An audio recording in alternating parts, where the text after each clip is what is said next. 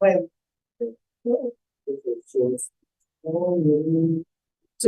sweet relatives. Dancing at a substance and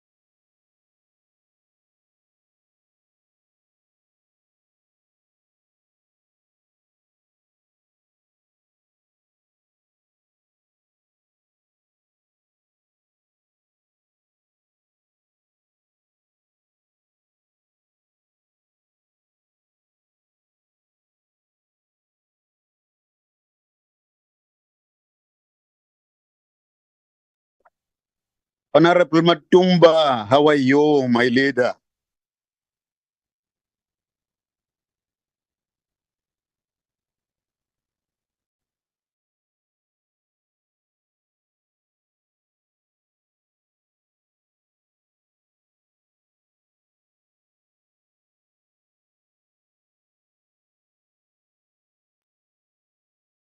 Honorable Mlenzana, ngiyabona akakuva uComrade Matumba.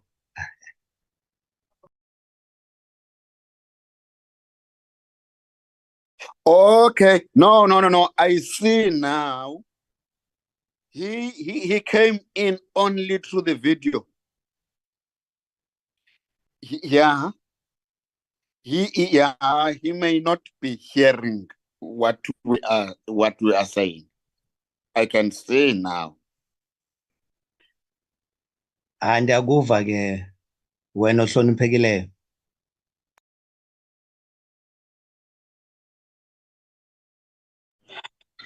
Good morning, once more, honorable members. Probably he's still in the caucus. You know, you wouldn't want disturbance.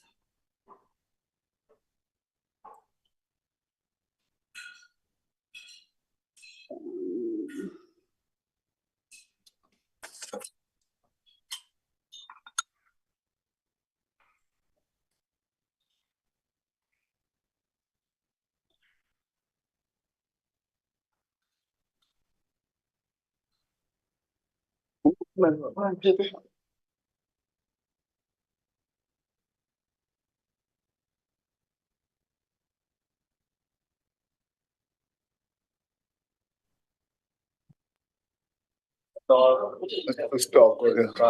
Yeah.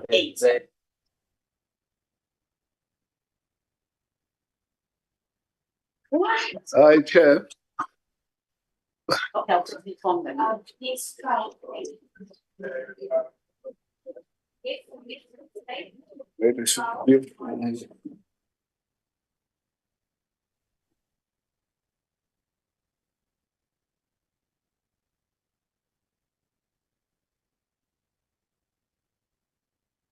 Yeah.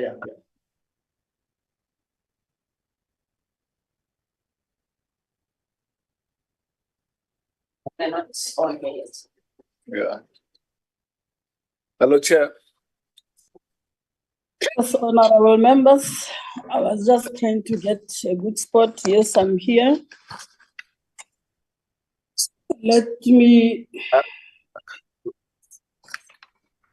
welcome you once more. We agreed earlier on that we will resume at 11:30.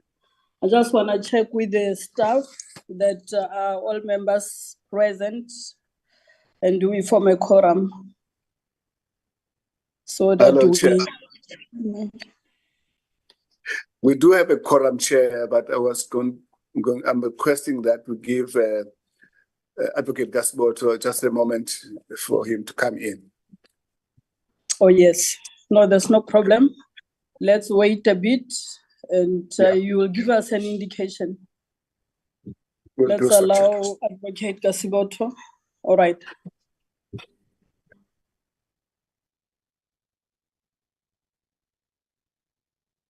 Mr. Ngaleka, is it unparliamentary for me to say the chairperson today is very bright? You can see her.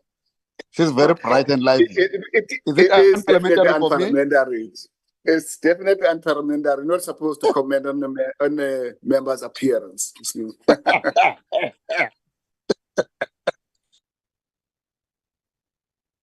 That has to be referred to the committee. I don't know if it's ethics or this one. We'll have to decide. I withdraw. Unquestionably. I withdraw. Directly to powers and privileges, no ethics here. Powers. Honorable Mlenzana, you have defeated me. I was saying to chair, and then I'm ready to prepare charges.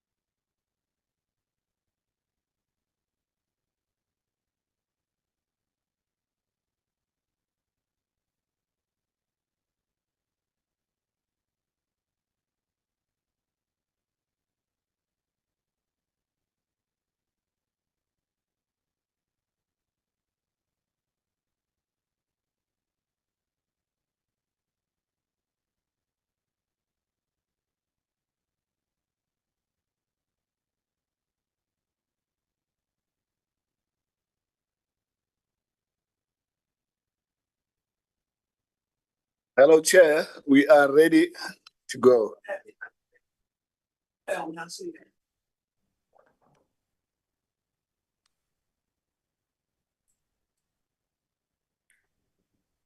All right. Good morning once more, honorable members, the legal teams, our affected members and the staff for this committee. We welcome everybody also who's following this committee on various platforms. Honorable members, Recording in progress. To resume again with the hearings that we started on the 15th January 2024. But let me also appreciate earlier on when we briefly met that we allowed honorable members to attend their caucus of different political parties as a show of respect to those who has sent us here. And I hope some of the members who are still concluding in that regard will join us. May we then resume, honorable members, as I check for any apologies from the staff.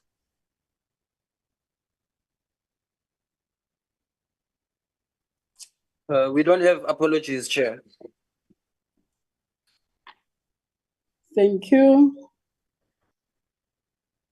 In the absence of any apologies, honorable members, today we intend to cover the following areas. That is closing arguments by the initiator and the legal team of the affected members, deliberations on the evidence presented on the findings. We'll also check if there's no finding of guilt, then that will be the end of the matter. If, however, there's a finding of guilt, then we will proceed to hearing arguments in mitigation and aggravation and proposed penalties, and at the end, decisions on appropriate penalties.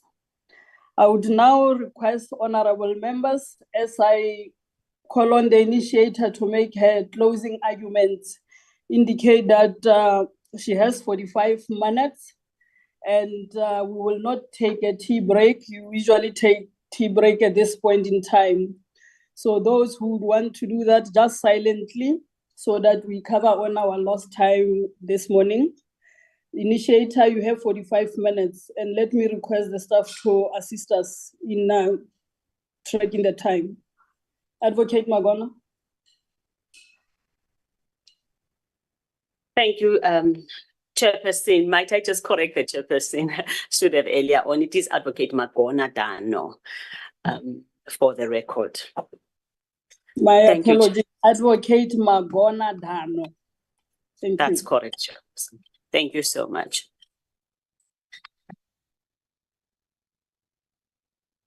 Thank you, Chair. The members are charged in terms of the powers, privileges, and immunities of Parliament and Provincial Legislatures Act of 2004. In that, in particular, they contravened the section 13C and 13D1 thereof. You would recall, honorable committee members, that section 13 really deals with when a member is guilty of contempt of Parliament.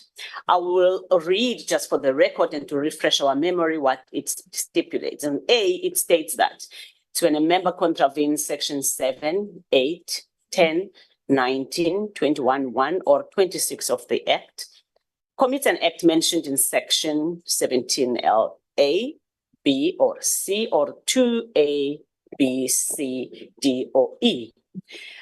C, willfully fails or refuses to obey a rule or an order or resolution of a house or the houses, or commits an act which is in terms of the standing rules constitute contempt of Parliament or a breach or abuse of parliamentary privilege. My emphasis will be on the latter two I've read, that is paragraph C and D, because this is the common thread in all the contemptuous misconduct that is alleged against the members. Honorable committee members, the details of each conduct relates to each member is as detailed in the charge sheet, with some having committed such offences over 9 and 10 June 2022, and others on just one of these dates. And to refresh your memory with regard to the dates, it is Honorable Matumba, one of the affected members. I'm listing now the affected members. Honorable Matumba is charged for both 9 and 10 June 2022. Honorable Mafanya for 9 June 2022. Honorable Ntlangwini, 9 and 10 June 2022.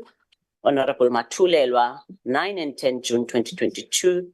Honorable Mare on 10 June 2022. Honorable Chirwa, 10 June 2022. Honorable Tambo, 10 June 2022. And Honorable Mantwedi, 10 June 2022. Honorable Yako for 10 June 2022. We also had Honorable Mkonto, but the initiator's case is no longer proceeding with the charges against her. So we are left with merely the 9 affected members. Before getting to the detail of their plea, the honorable committee members will recall that the members pleaded not guilty to the charges against them, and there was no clear explanation that was given by them. The initiator then called its first witness, who was Mr. Paso, who summarized for the committee, testifying about his role and what he knew about the incidents that took place on 9 and 10 June 2022. Honorable committee members will also recall there was video evidence that was utilized by the initiator as part of its evidence before the committee. Further, we filed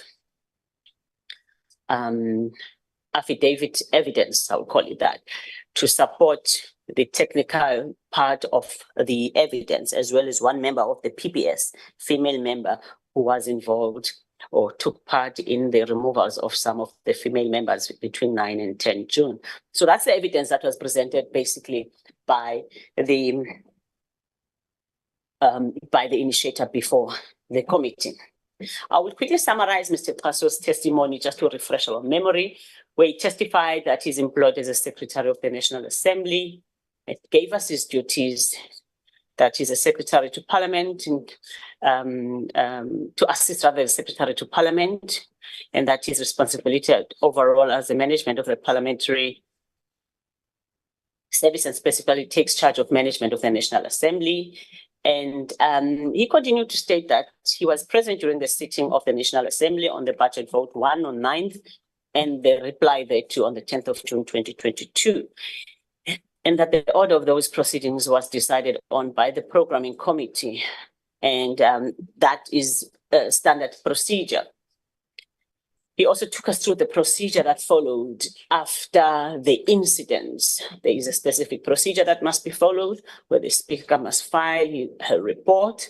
The reports for both dates. There's a subcommittee that must sit and deliberate on the matter. Then it can be decided. It went to the Rules Committee and then ultimately to the Powers and Privileges Committee to look into the reports and whether any action should be taken or not. We are here today to now decide on what was then found to be misconduct, contemptuous conduct by the affected members.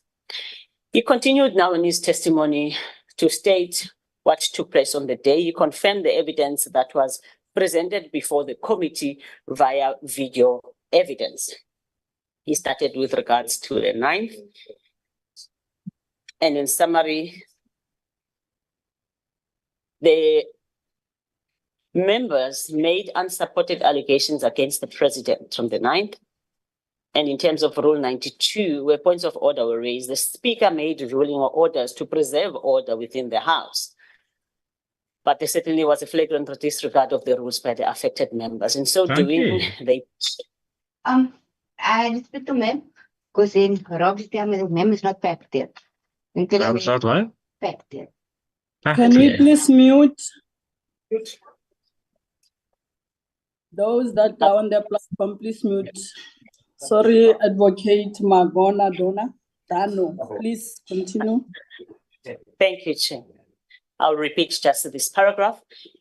He stated that there were unsupported allegations that were made against the president, and in terms of Rule 92, where points of order were raised, the speaker made ruling or orders to preserve order within the House. And In his view, there was certainly a flagrant disregard of the rules by the affected members. In so doing, they were breaching the rules of Parliament. That the decisions made by the Speaker were discretionary. It was not his duty to tell her what to decide on or what he ought to have decided on, but he was there to simply advise her on any rules that were contravened. Before I move, honorable committee members, to summarize in essence what the charges are that he took us through were committed by the various members, I wish to state that he also indicated that the Sergeant-at-Arms powers are as contained in Rule 61. He clarified that he does not act out of his own to remove any member within the House, but must be instructed by the Speaker in this instance. I'll get back to this point because it is relevant to the evidence that was placed before the honorable committee members. I turn now to perhaps remind the honorable members what were the various charges that he confirmed and testified on as he watched the video footage that was presented before the committee. The committee will recall my learned colleague then, that was Advocate Tanya Golden SC, went through the evidence thoroughly. We spent a lot of time to refresh our memory about what took place on these dates.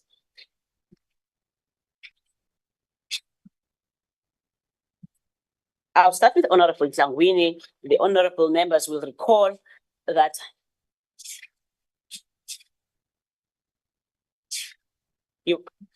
the charge was that related to contravening of Section 7A of the Act, which is again the powers, privileges, and immunities of Parliament and Provincial Legislature, Act 4 of 2004. The contravention was that of 7A, which is obviously all these, if I can just put it maybe as an umbrella, all the conducts were in contravention in the main for contemptuous conduct in terms of Section 13C and 13D1. Should I not read those two? They do apply to all of them. But in particular, I go to the details of what each member had done that has led to their charges. So again, on Honorable Tlangwini, on the 9th of June, was that Honorable Tlangwini contravened Section 7A of the Act when during the proceedings, Honorable Tlangwini willfully refused or failed to obey Rule 69D when the member called the president a money launderer and accused him of criminal conduct. And this disrupted the proceedings of the National Assembly and improperly interfered with the performance by the House of its authority and functions. That was charge 1. Charge 2 related to, again, contravention of 7A by willfully refusing or failing to obey Rule 69C of the rules when Honorable Tlangwini repeatedly undermined the authority of the presiding officer by repeatedly refusing to obey the rulings made by her and disrespected and interrupted the presiding officer when she requested her to withdraw the improper statements she made about the president, and that the conduct improperly interfered with the exercise of performance by the House of its authority. The third charge, this is still on the 9th, was the contravention of Rules 7A and failed to obey Rule 73(1) as well, when she refused to leave the chamber when ordered to do so by the presiding officer, creating disorder and disruption in the House. Charge 4 related to, again, contravention of Section 7A by willfully refusing or failing to obey Rule 69F of the rules when she acted in a manner seriously detrimental to the dignity, decorum, and orderly procedure of the House. Again, the conduct improperly interfered with the exercise of performance by the House of its authority and functions. Charge 5, again in contravention of Section 7A, when she willfully refused or failed to obey Rule 70 and Rule 73(1) and 2, when she failed to respect the authority of the presiding officer, when she ordered that she must leave the chamber. She refused to do so. Sergeant-at-Arms had to be asked to remove her. Was requested to to remove her, yes, and that her conduct improperly interfered with the exercise of performance by the House of its authority and functions. Again, you will recall, as in my address, I've stipulated that Honorable Ntlangwini had committed the contemptuous misconduct rather on both dates. To save time, on the 10th, her conduct was, that was in terms again contravening section 7A, she willfully refused again or failed to obey rule 69A when she deliberately created serious disorder and disruption in the House, and that her conduct disrupted the proceedings of the National Assembly and improperly interfered with the performance by the House. Charge 2, she willfully refused or failed to obey Rule 69C when she repeatedly undermined the authority of the presiding officer and repeatedly refused to obey the rulings of the presiding officer. Charge 3, that she willfully refused or failed to obey 69F when she acted in a manner that was seriously detrimental to the dignity, decorum, and orderly procedure of the House. 4, she willfully refused or failed to obey Rule 71 and 2 when she disrespected the authority of the presiding officer. When she asked her to leave the House again, she refused to do so, and that her conduct improperly interfered with the exercise of performance of the House of the and its authority. And lastly, on charge 5, on the 10th, the honorable member, during the sitting of the National Assembly, she willfully refused or failed to obey Rule 73, 1 and 2 when she refused to leave the House when the Sergeant at Arms requested her to leave. That her conduct improperly interfered with the exercise of performance by the House of its authority and functions. Honorable committee members, I will quickly move to Honorable Matumba. You will recall the charges against the member related to 9 and 10 June. And those on the 9th stipulated as follows: that he willfully refused and failed to obey Rule 69A of the rules of the National Assembly when he deliberately created serious disorder or disruption in the House, that his conduct interfered with the work of the National Assembly and prevented the performance by the House of the authority and functions and its functions.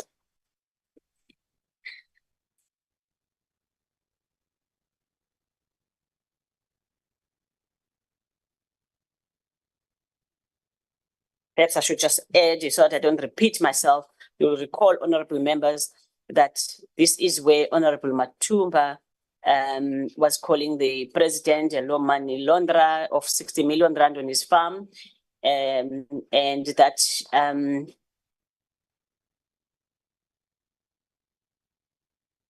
that would be at page 264 to 265.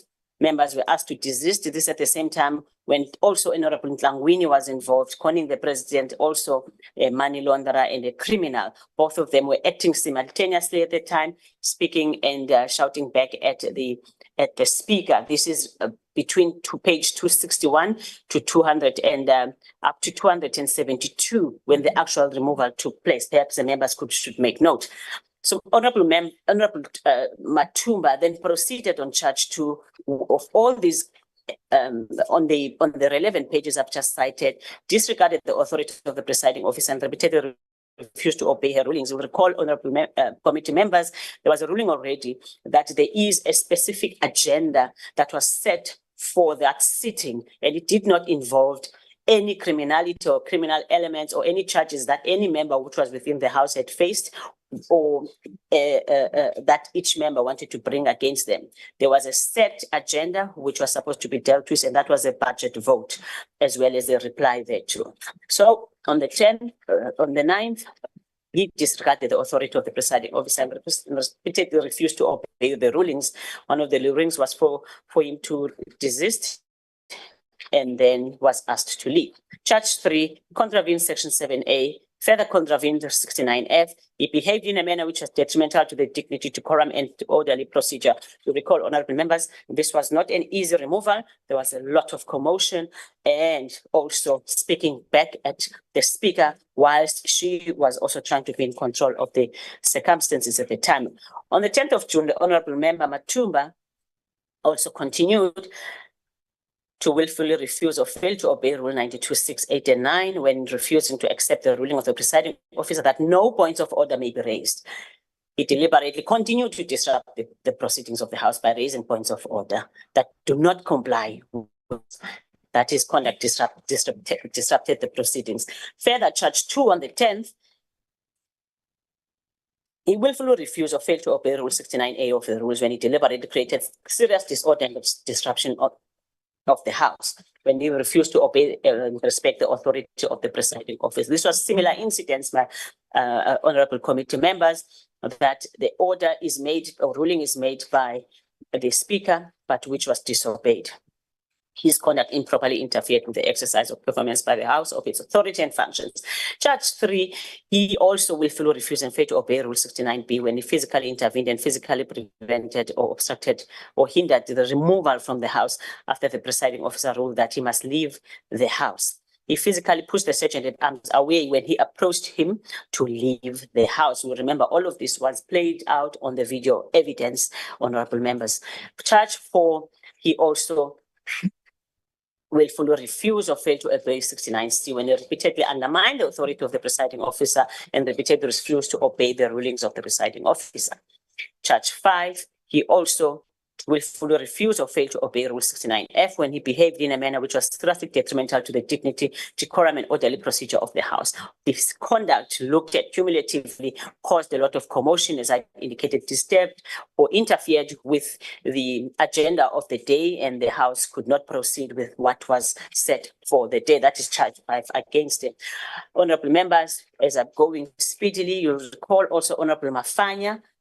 I've indicated in my address, it was only, the charge is only on the 9th of June, which also stipulates that Honorable Mafanya refused to obey Rule 92, 8 and 9 of the Rules of the National Assembly when he continuously proceeded to raise a point of order when the presiding officer had ruled that no member may raise a point of order again until the president had delivered his budget speech. You'll remember, honorable members, this takes place between page, I would say, 259 of the unrevised Hansard to up to 291 when honorable member is asked to leave. The disrespect that is shown, accusations to the president of criminality, and that there's a case opened against the president, speaking over the speaker at the same time, disrespectful to the order of the day, and did not want to listen to the ruling that was made by the speaker that he must leave, and he had to be removed. Sorry, just to repeat that, rather, there was a ruling as well made that there were some members who were moved from the virtual platform. The honorable member then challenged that removal in the House, which is something that is not supposed to be done, or it's not supposed to be done in such a fashion. This is 9 June. Further on charge 2, on the same day, honorable member willfully refused or failed to obey Rule 69A of the rules when he repeatedly created serious disruption in the House when refused to obey the authority of the presiding officer when she ruled on the points of order, as I've just summarized what the honorable member had done. Charge 3 as well. The honorable member willfully refused or failed to obey Rule 69C when the member repeatedly undermined the authority of the presiding officer. This summarizes exactly what I've just read, where his actions at the time. Lastly, on charge 4, this is still on the 9th of June, the honorable member willfully refused or failed to obey Rule 69F when the member behaved in a manner which was seriously detrimental to the dignity, decorum, or orderly procedure of the House. And the conduct improperly interfered with the exercise of performance by the House. That is with regard to Honorable Mafanya. Honorable members, the other members with Honorable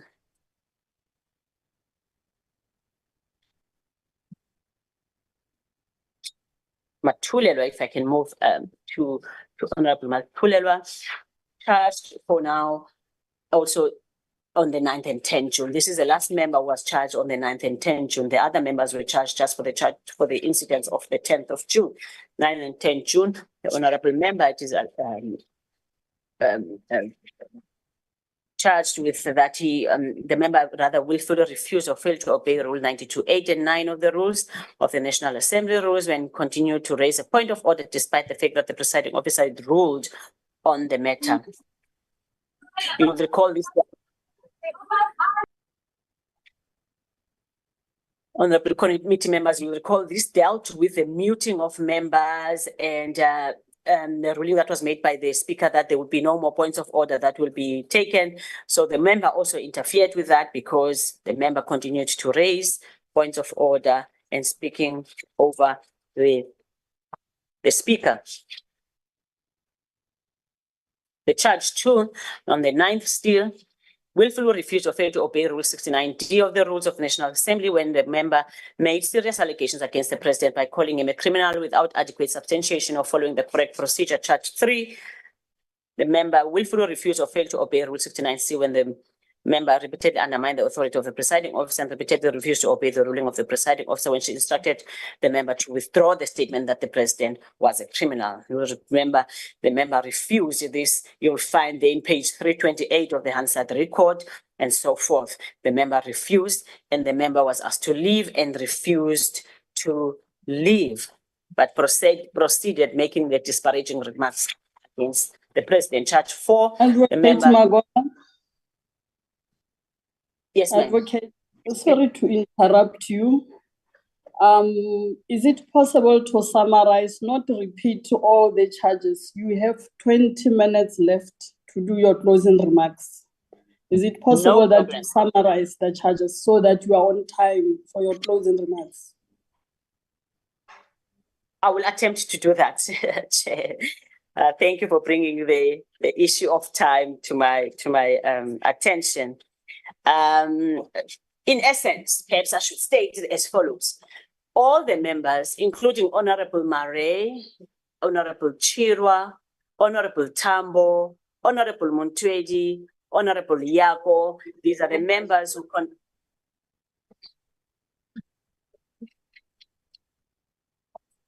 Sorry, Chair, I think someone's mic is on and... All right. All Can the members... mute? Okay. It's only me and you now. Continue. All right, thank you, Chair. All the honorable members were charged and Mr. Klaso confirmed before the honorable committee members the exact misconduct, pointed us on the video evidence, and at times would take us through the Hansard record, which was trying to do now, but I think to save time and where they had actually contravened these charges. So Mr. Klaso's evidence related to that. Mr. Klaso assisted the honorable committee members in taking us through also the various provisions of the rules that were contravened and where he felt that the orders or rulings made by the speaker to him, they were deserving, and any discretion that was taken by the speaker, he did not challenge or rather question because he had no power to do that. All he did was to advise the speaker. I will not take the committee to the various subsections or other rules. They are on the record. Further, the honorable member, Mr. Klaso, testified that he is someone who's a partisan. He is not a member of any party. He's I would say a staff member in parliament. He has no reason to come and make accusations which are unsubstantiated. He was fair enough, in my view, to state where he felt that he had not enough facts to him to make any statements about. We will recall he was also asked during cross-examination, if I can cross over, by Advocate, my learned colleague, Kasiboto, several times with regards to inconsistencies or by the speaker when points of order are raised, how parties were treated differently, parties of different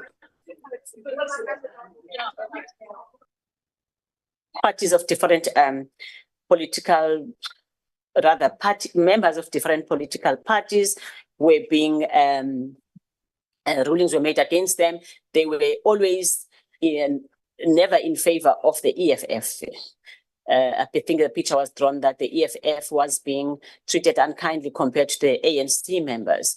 These are things that he would come in and step in to say that this is a decision that would be made by this committee. He would say in some of the questions I cannot say that these are decisions that was made by the Speaker. It was her discretion. There was also another issue with regard to Honorable Mkonto, who's no longer an accused, so to speak, before this committee. He was fair enough to say if there's something, if someone was charged wrong, although he was not making those decisions, then that person should not be here. And I think he had time as well after we had adjourned from the 16th of January to on Tuesday, the 12th. He then said he had a look at it, and his evidence guided even the initiator as far as what to do with Honorable Mkonto, where he stated that it was true that Honorable Mkonto was not in the House on the 10th of June, and the decision would have to be made by this committee. So in summary, he confirmed the video evidence, honorable committee members. He confirmed the charges that were put to the honorable members that are before the committee now. And as far as the further evidence that was led, I wish to just simply state that his evidence should then be accepted by the committee. Further, the evidence led by the initiator was that of affidavit evidence. As the committee would recall, the affidavit of Ms. Leslie N. Bryan, a control language practitioner at Chamber Support Offices, who explained the process of gathering the Hansard recordings. We'll recall the Hansard recordings, really, its authenticity was not challenged. There might have been a challenge on when were the other records handed in, the unrevised ones, and so forth. But its authenticity as to what took place in the House on the 9th of June stands before the committee unchallenged. So we had the evidence of Ms. Leslie N. Bryan, a control language practitioner, who confirmed the process of gathering the Hansard recordings. We have Mr. Nigel van Ster, another control language practitioner, whose main function since 2021 is involved with audio processing provision for purposes of Hansard transcription. That means the YouTube channel videos and audios for sittings of the 9 and 10 June. He confirms in his affidavit was extracted and transcribed in the unrevised Hansard. We also have affidavit of Ms. Nishka Maganlal, a broadcast specialist in the Broadcasting Audio Visual and Technical Support Unit, who basically confirmed that the video footage of the National Assembly proceeding of 9 and 10 June during the President's budget speech is the unedited video footage of the proceedings as recorded and stored on the control room server. Again, this footage was unchallenged, so it remains evidence before the honorable committee members. We have Mr. Tibelo Malimi evidence as well. This is an acting sergeant at arms who was always mentioned right through when in between the 9th and 10th June, because he was the person who was always instructed by the speaker to escort the removal of members or call on the PPS when the removal wouldn't take place. So his evidence on the affidavit confirms this. Now, I wish to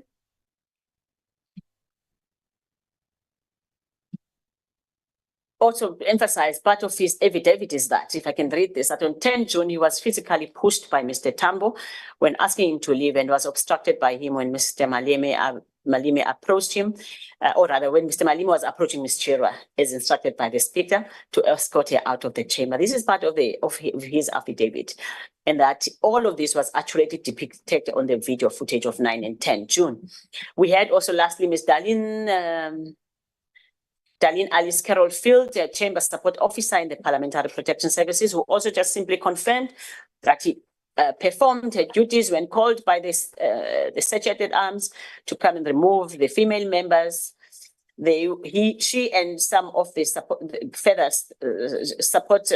chamber support officers would enter the chamber at the request of the acting sergeant at arms to remove the EFF members, those who refused to leave.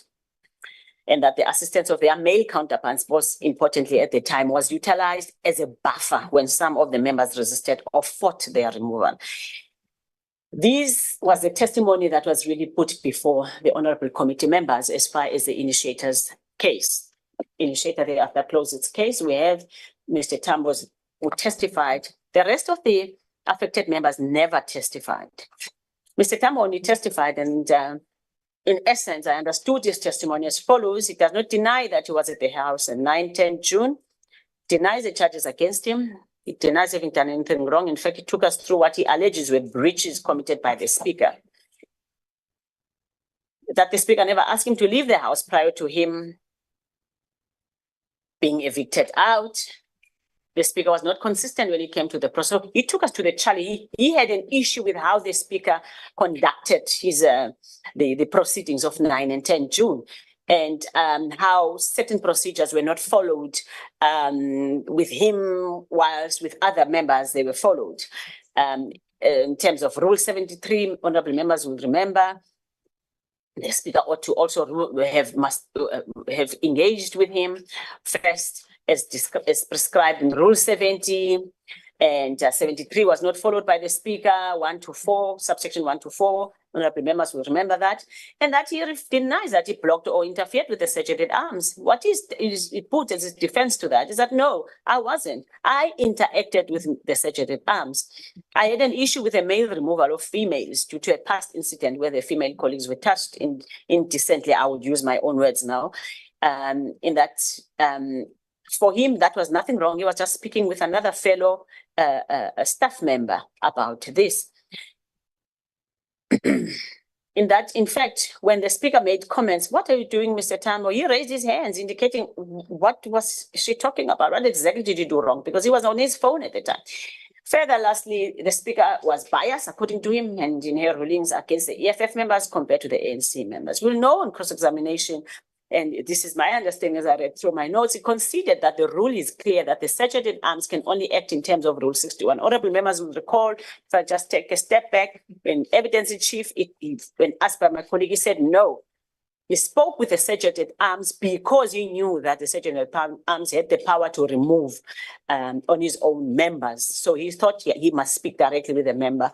So on cross-examination, when a rule was put, Rule 61 was put to him, that states that there must be an instruction from a Speaker. Sergeant at Arms cannot just simply come and do his own thing within the House with the members. He conceded to that. Further, that when shown the video, he stated that his interaction with the Sergeant at Arms was to protect Ms. Chirwa, a female member who had raised sexual allegations, issues that needed to be addressed.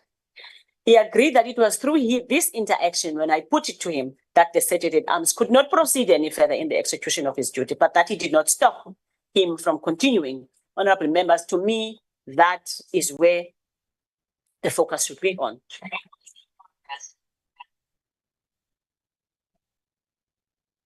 The Sergeant at Arms could not proceed, as I think I repeated this question. I stayed, gave it a little bit more time. The fact that the Sergeant at Arms could not exercise his duties, that is the instruction of the Speaker, due to the conduct of Mr. Tambo, is clearly a sign and an indication that he interfered or blocked the Sergeant at Arms. Further, he confirmed that he shifted chairs with Ms. Chirwa, as depicted on the video, that by the time the Sergeant at Arms came over to execute his duties of removing her, you would recall, honourable committee members, they were sitting, I think Ms. Chirwa was the one sitting much closer, if I can put it that way, closer to the door. And Mr. Tambo was more in the middle, so after Ms. Chirwa. But by the time the Sergeant at Arms was coming through to exercise his duties, they've already shifted. Ms. Chirwa was after Mr. Tambo, and Mr. Tambo was now the one closer to the door, meaning that the Sergeant at Arms will have to pass through him to get to Ms. Chirwa. For me, honourable members, I make the submissions that this again was an indication. This was a man who was on a mission wanting to block the Sergeant at Arms from executing his or her duties, or rather his duties. During cross-examination, I think we made mention about a COSA term that was used. Oh, he had an issue that he was not warned. Again, in his chief, he challenged the manner that the Speaker dealt with him. Why wasn't there a process in terms of Section 73, 1 to 4, when a point of order is raised and you want to remove someone, this is what's supposed to be done, that it was not done with him. Then I took him through the record where the Speaker actually warned him, rather told him to leave the House, but the COSA term was used, Pumani, something like that, that it was put to him. Again, he said, no, I heard that, yes, but the word Pumani, it's unparliamentary. He did not understand it to mean that it was an order by the Speaker to leave the House. Honourable members, that cannot be true. It is simple, it's a simple word. I'm not a linguistic, but it's a simple word to just leave. I'll leave that for the honorable members to decide on. So there was, even though again, I think when it was put to Mr. Kaso, there was no need to follow the program.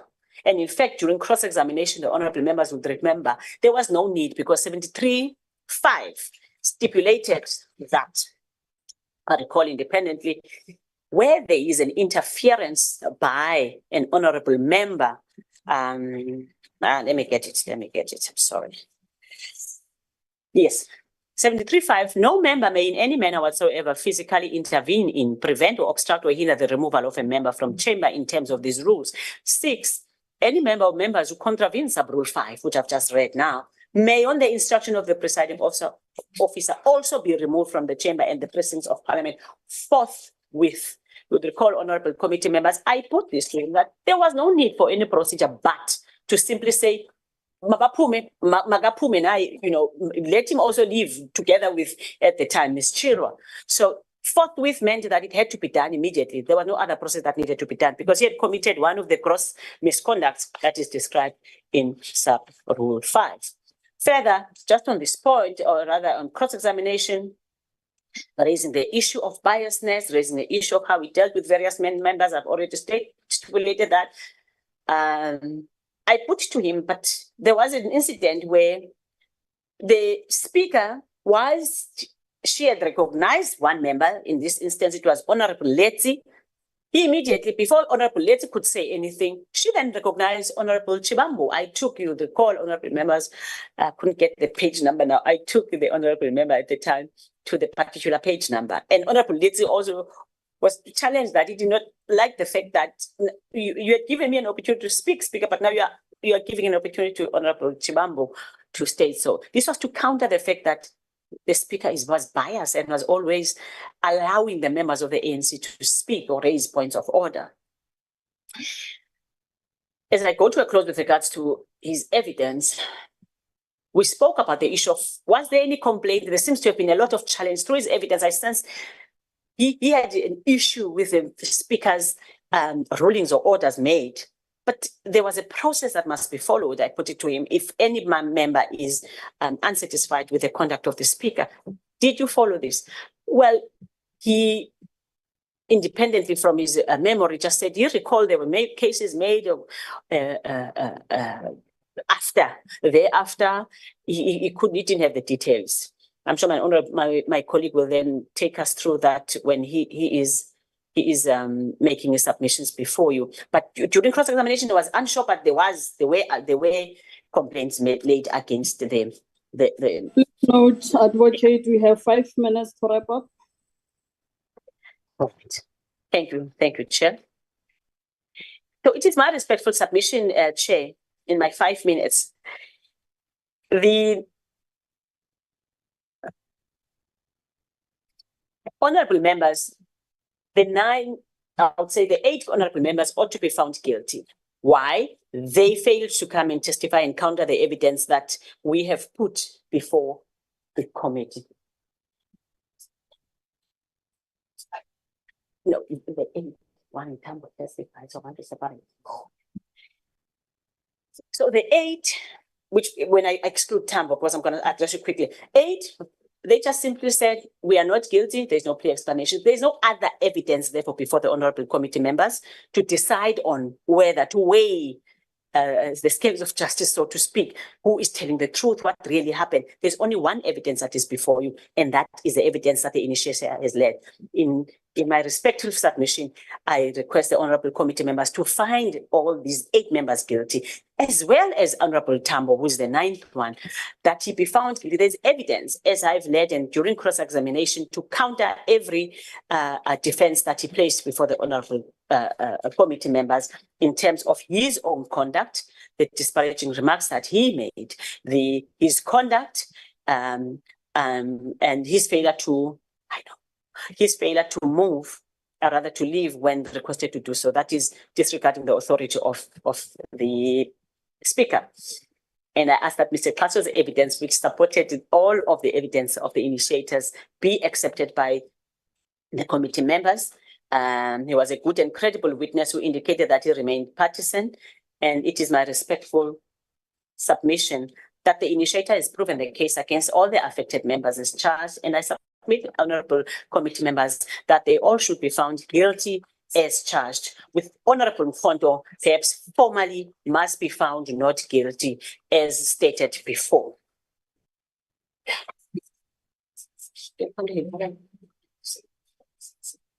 Non-partisan. Just to correct the wording partisan, it's non-partisan. Honorable committee members, that is my submission.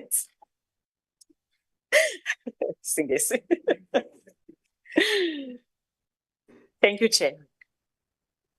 Thank you, Advocate Magonadano. That was the closing argument from the initiator.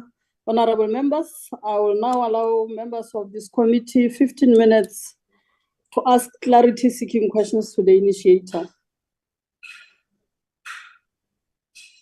The staff will assist us with the timing. You have 15 minutes, honorable members. As I look at the hands, those who would want to have clarity-seeking questions.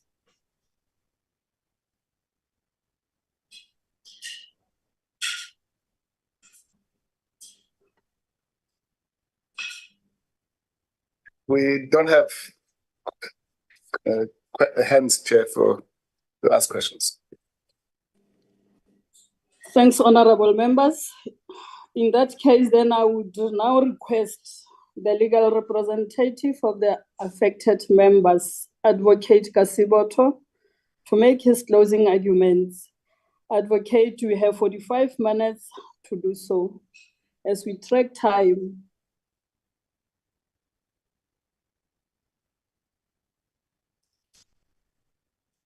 This thing is fancy. What do you know about this thing? Is it on? It's on now. Yeah. Why didn't you bring us here from the start?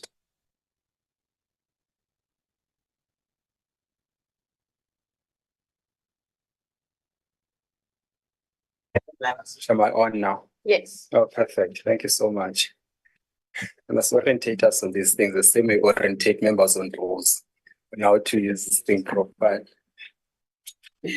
Thank you, Dr. Chair, and I appreciate the opportunity.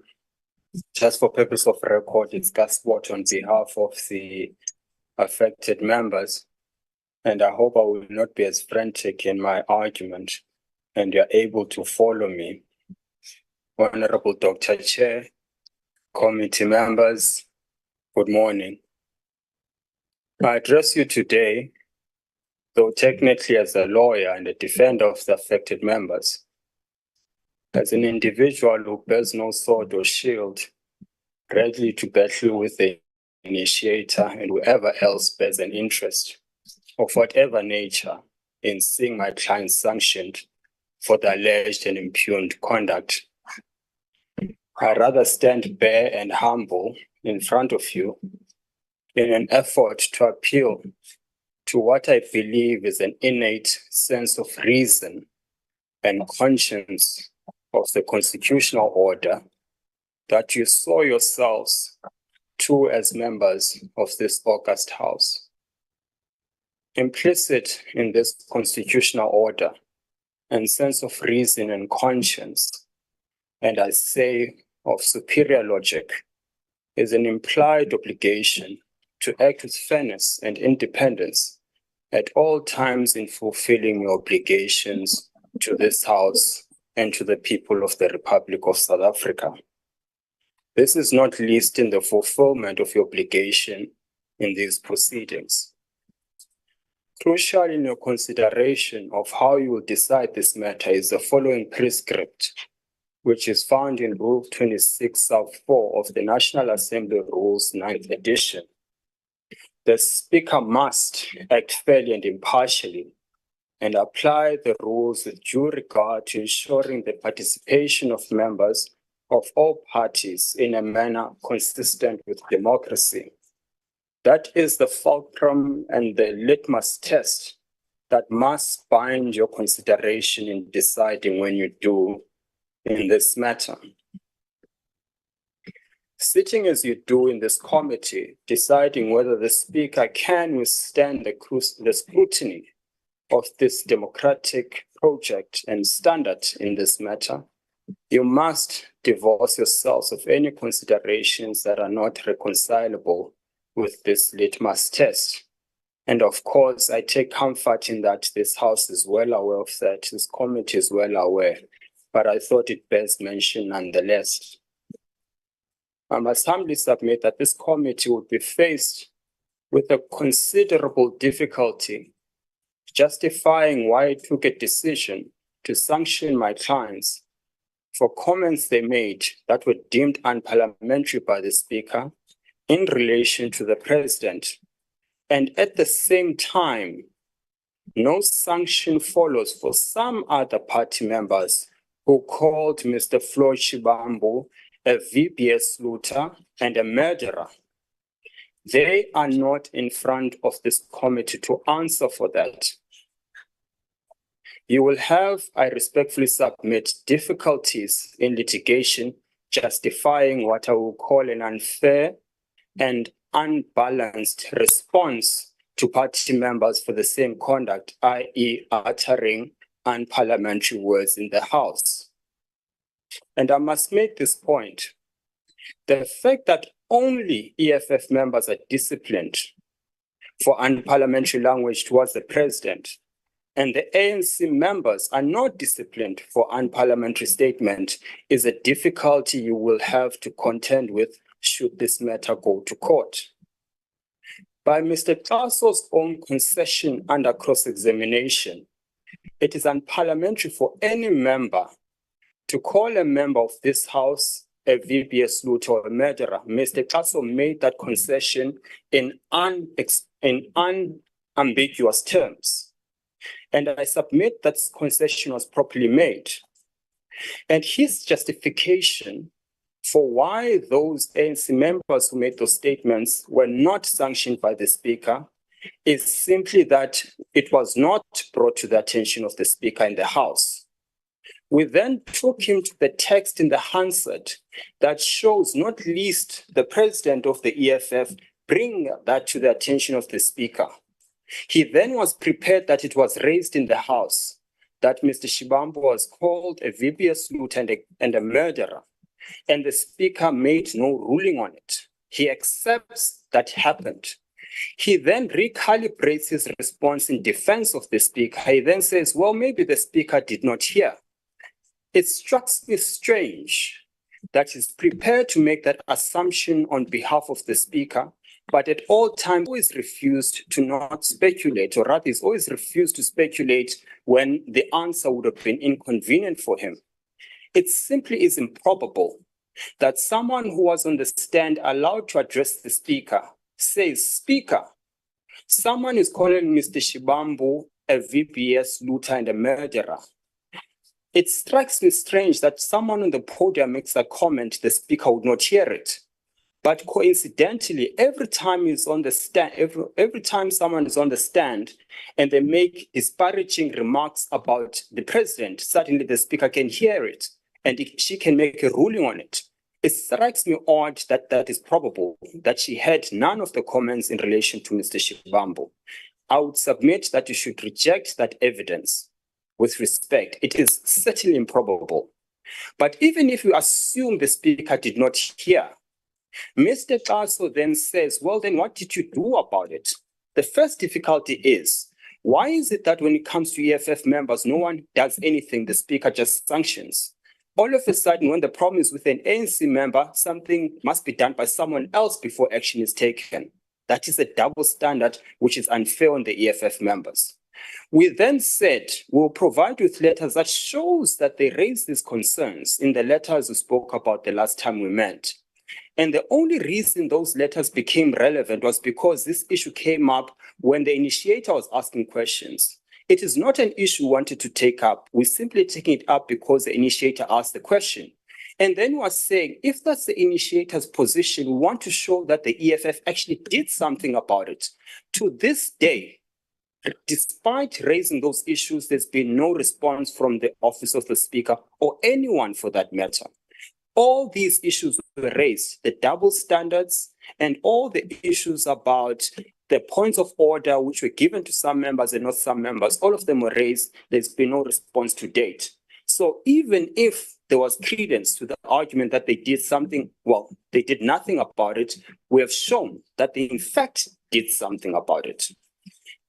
In any event, even if they had not done something about it, before we sit in this committee to debate the issues of whether these members must be sanctioned or not, Mr. Kaso was at pains in cross-examination to explain the elongated process of how we get to the charges and to us sitting here today.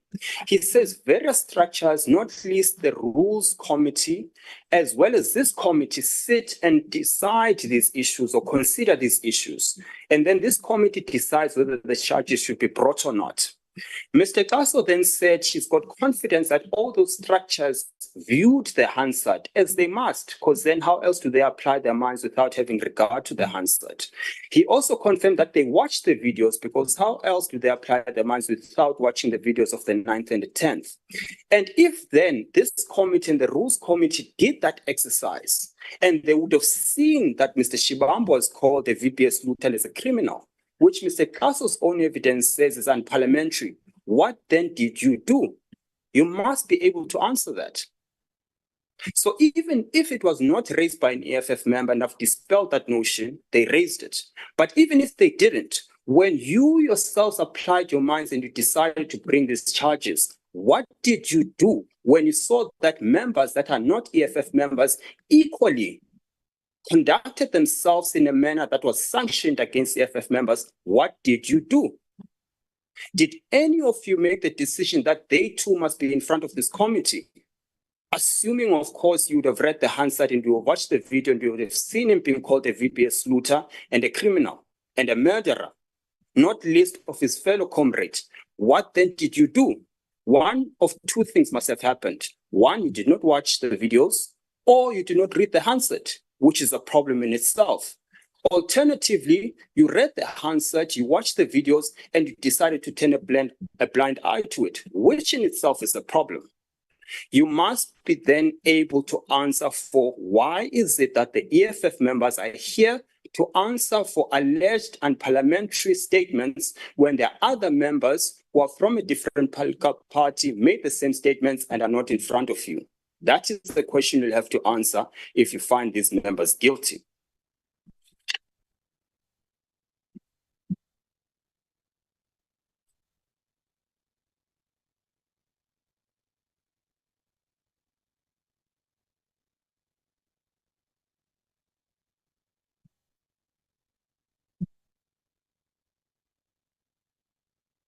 I must make this point.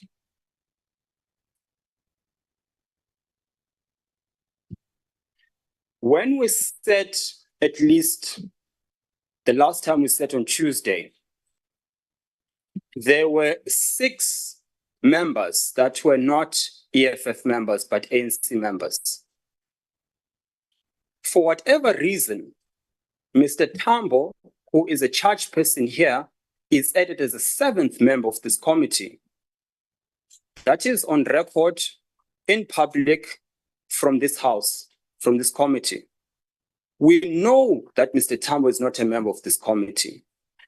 We also know that this committee must have at least 7 members to decide today's matter.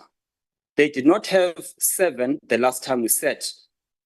For whatever reason, and I'm not imputing any unlawfulness or criminal conduct on anyone, at least not at this stage, Mr. Tambo is added as a 7th one. This house knows he's not a member. How do we know? Because he's not a member. And secondly, because he was reprimanded for addressing this committee when he's not a member, but simply charged. Yet the record of this committee sitting, at least on the last time we met here, he's recorded as a 7th member, which is the number you require to make decisions in relation to these proceedings. That for me is something would want this committee to satisfy us as to why that happened. We now sit here, we've got far more members than we had in the last sitting on Tuesday. Why? What will inform their decision here today? They were not sitting here observing the testimony by the various witnesses, posing questions, getting clarity. Yet they sit here today to come and assist make the decision. How can they possibly make the decision if they've never been part of the process? These are issues that will be taken up should this matter go to court. How can they possibly rationally and fairly and honestly make a proper decision if their only involvement, at least as far as this sitting and these charges are concerned, their only involvement is today and never before? I make this statement again. Neither of the EFF members would have been in a position where they are kicked out of the house, they fail to obey the instructions as alleged, they are evicted by PPS, had they been treated the same way as the other members. In other words, the only reason the ANC members who called Mr. Shibambu a criminal and a murderer are not before this committee is because the speaker did not take issue with it, which was unparliamentary conduct. Had she done the same with EFF members, they wouldn't have been here. So all these other charges that permeate as a result of their conduct because of the statements they made would not have arisen if they were treated the same way as the other two ANC members who behaved in a similar manner. That is the only reason they are here, because they were treated differently, which is in violation of Rule 12 sub 4, as I've suggested earlier on.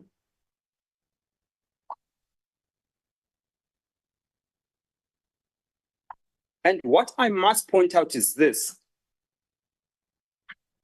In the last sitting, disciplinary sitting, you exonerated Mente MP, and I submit you did so properly, which is why I've got faith that this committee will do likewise here. The reason you exonerated Mente MP is because she was treated differently to Dr. Mkhize, who's an ANC member, for the exact same conduct. That was the reason you exonerated her. And I'm saying, if you did so then, what stops you from doing it now? You cannot be consistent in saying Mente MP must be exonerated because she was punished for something that was done by Dr. Mkhize, but Dr. Mkhize was not punished. Therefore, she must be set free. I'm saying the exact same thing has happened here, where EFF members made unparliamentary statements. We do not accept they were unparliamentary, but for current purposes, let's accept they were. If they were then unparliamentary, and so were the statements against Shibambu, that is similar conduct, and different punishments are meted against members relative to which parties they belong. If then you approached the Mente matter as you did, why should you not in this instance? And I've got faith that will apply the same discretion and the same principle you did in Mente in relation to EFF members that made unparliamentary comments as alleged.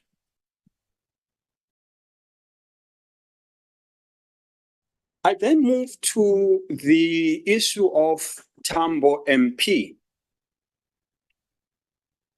The basic tenet of any trial or disciplinary hearing is that when there are disputes of fact, he who alleges must prove. That's the basic tenet. It's a delictual concept, it's a trial concept, it's a concept you apply in any dispute that has legal implications. In other words, the initiator must prove what she needs to prove for the finding of guilt. I suggested to you that for Tambo to be guilty of obstruction, what the initiator must show is that he did so intentionally. He cannot be obstructive negligently. In other words, it's not enough that he stands and he so happens to be standing in between Ms. Chirwa as well as the sergeant at arms. That is not enough. To the extent the initiator says that is enough, then she has not discharged her obligation. We then sought to make her task easy by saying, let's do what ought to be done for you to discharge your function, which is to have two witnesses who come with their versions of facts. Because on Mr. Tasso's admission, Mr. Tambo was not interviewed about what he said. The Sergeant at Arms was not interviewed about what was said to him by Tambo. And if Tambo MP is correct in saying, I simply said to him, the Speaker said no member of staff of Parliament will remove a female.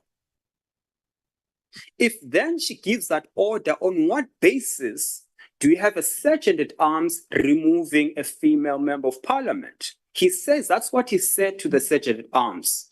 And he expected the Sergeant at Arms to relay that to the Speaker with the hope that the Speaker will say, oh yes, now I remember. Actually, let's send someone else to remove Chirwa.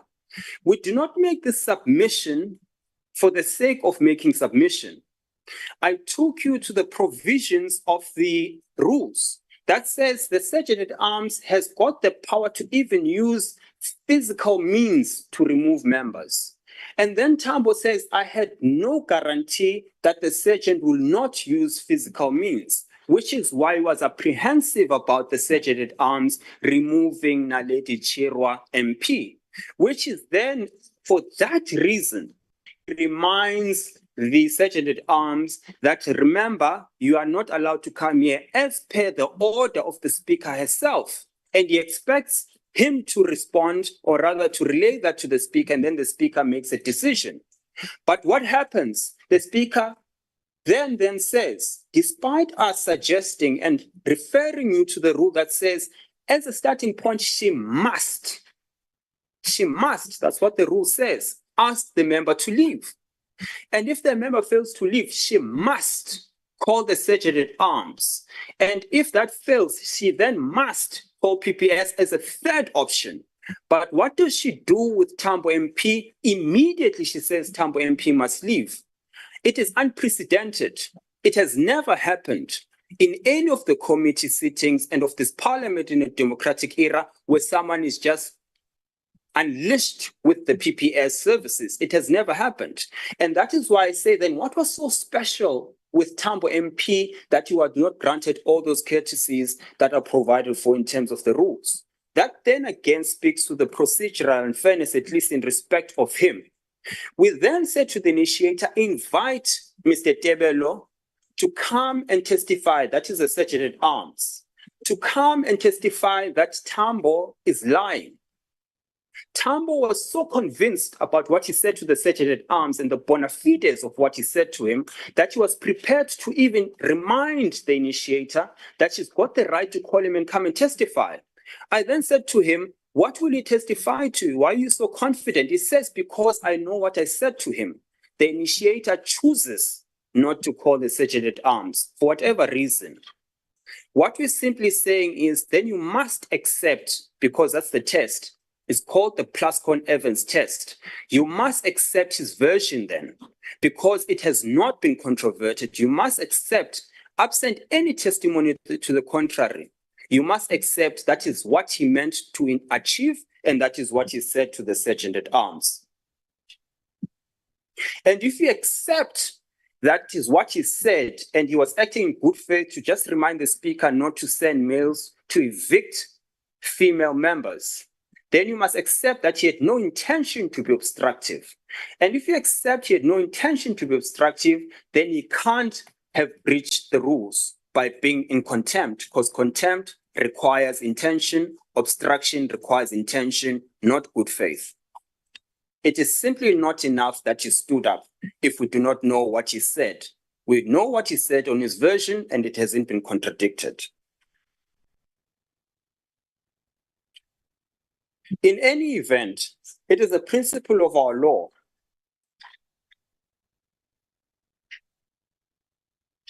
that you may not duplicate charges.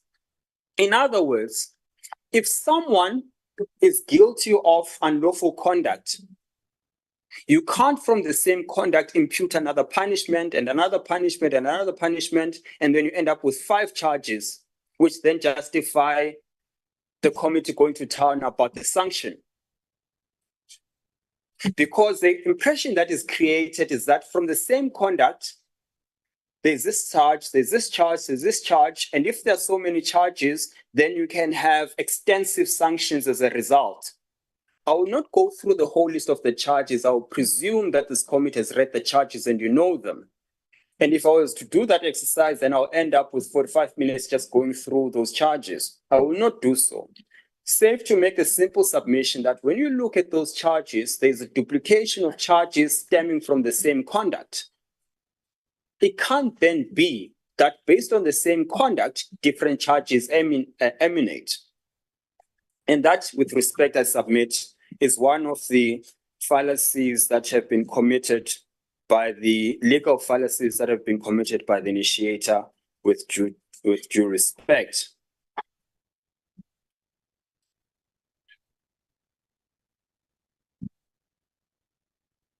We then deal with the question of Ms. Naledi Chirwa, who had raised issues in the House about the treatment of female members, and the case, as I understand, the criminal case has been opened as a result.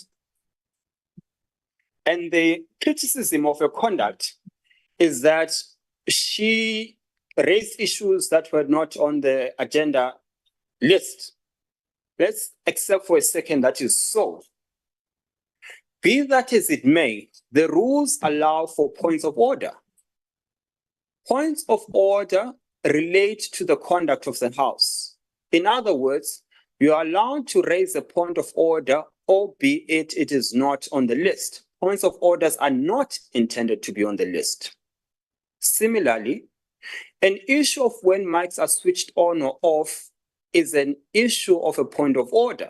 It does not have to be on the list to be raised. It is legal nonsense with respect to suggest that you can only raise a point of order if it is on the list of the items to be addressed on the day. It goes and it is inimical with the very notion of what a point of order is. And to the extent then someone raises a point of order that is not on the list, it is permissible. We can all accept that the speaker is entitled to make decisions. But if the concern about members being muted on a virtual platform, that is tantamount to saying that we postulate a scenario where we're sitting in a physical house as members of parliament to debate the budget vote or report of the president. We're sitting in a physical house. For some reason, there are two people who are making noise on the west wing in the physical house. The essence of the speaker muting everyone who is on the virtual platform is the same thing as saying, I hear 2-3 people making noise in that west wing in the physical house. Therefore, that entire wing must be kicked out of the house.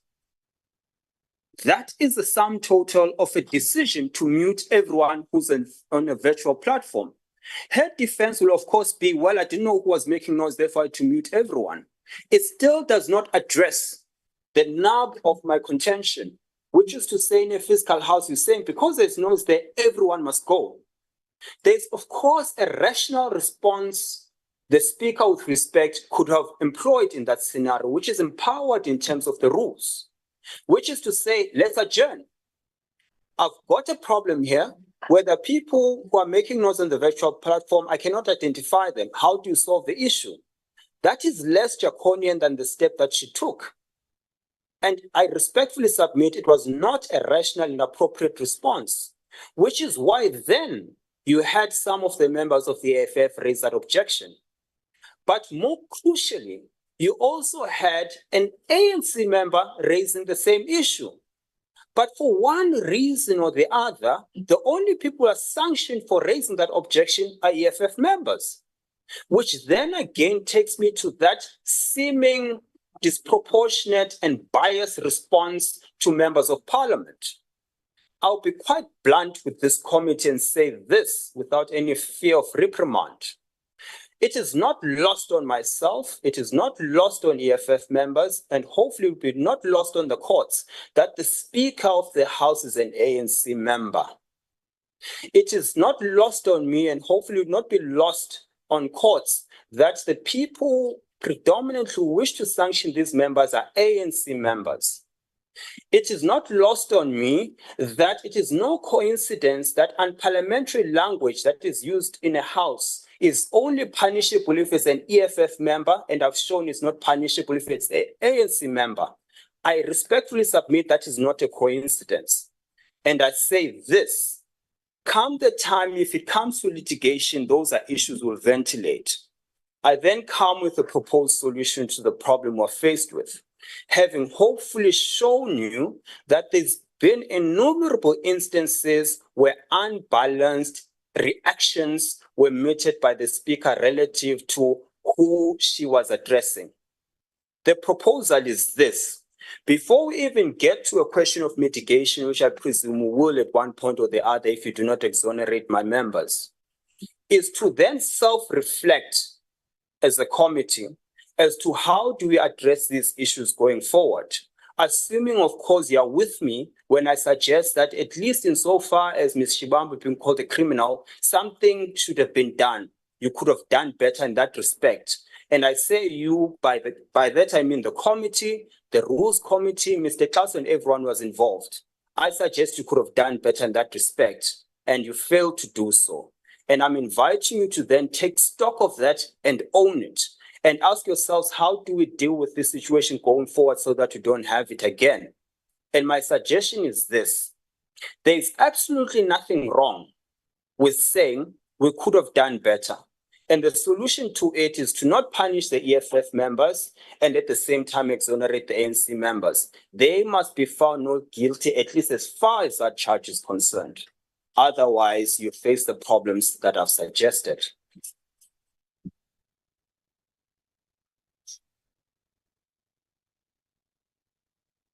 I then say, what then do you make of the balance of the charges that do not relate to these disparaging remarks, alleged disparaging remarks that are made against the president? I then invite you to have consideration of what you did with Mente, which, by the way, I must place on record, was commendable on part of the committee to have that maturity, where they say, because Mente has been charged not only with saying something unparliamentary, which the speaker did not hear, but she's also charged for failing to leave the house when she was instructed to, and PPS had to be called in when she had failed to leave when the Sergeant at Arms asked her to leave. You did not in that case say, well, we'll exonerate you because you did not hear what you said, but we'll still charge you and find you guilty for failing to leave the house. That's not the approach you took. Because the submission I'd made is she would not be in a position where she disregards the instruction of the speaker to leave the house had she not been asked to leave from beginning, because Dr. Kiza himself had not been asked to leave.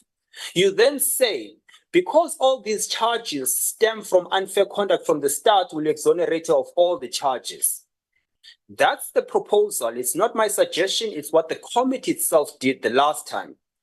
If you are with me in saying we accept that we punish some of the EFF members for saying the president is criminal and everything else followed from that.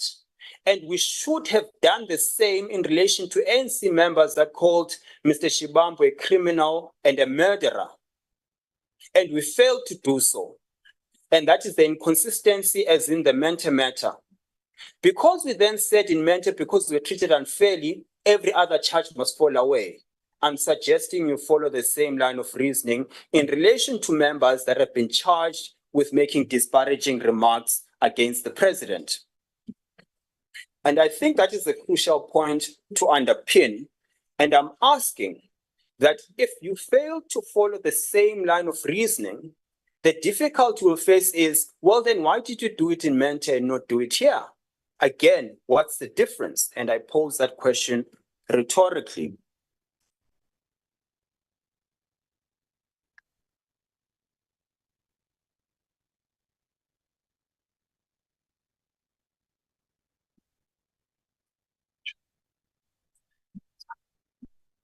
I am told that I have 15 minutes left and my attorney says I shouldn't address any other issue. Maybe then what we can do, because I know that I've got 15 minutes to field questions from the House, maybe we can add these 15 minutes as well, perhaps take us to 30 minutes if they're so inclined, because ultimately I'm not just here to monotone speak to you. I'd rather we engage, and I'm happy to take questions for the next 30 minutes to the extent there might be any clarity questions that may come from the committee. And I thank you, Chair. Thank you, Advocate Kasiboto. Honorable members, I have a problem with my network. Pardon my video, but I'm still here. I will, at this point, thanking you for the generosity of 15 minutes. Allow the honorable members of this committee 15 minutes to ask clarity-seeking questions to the legal representative of the affected members. I'm mindful that you gave them extra 15, but they are allowed to use 15 that was allocated to them also. Honorable members, you have the platform.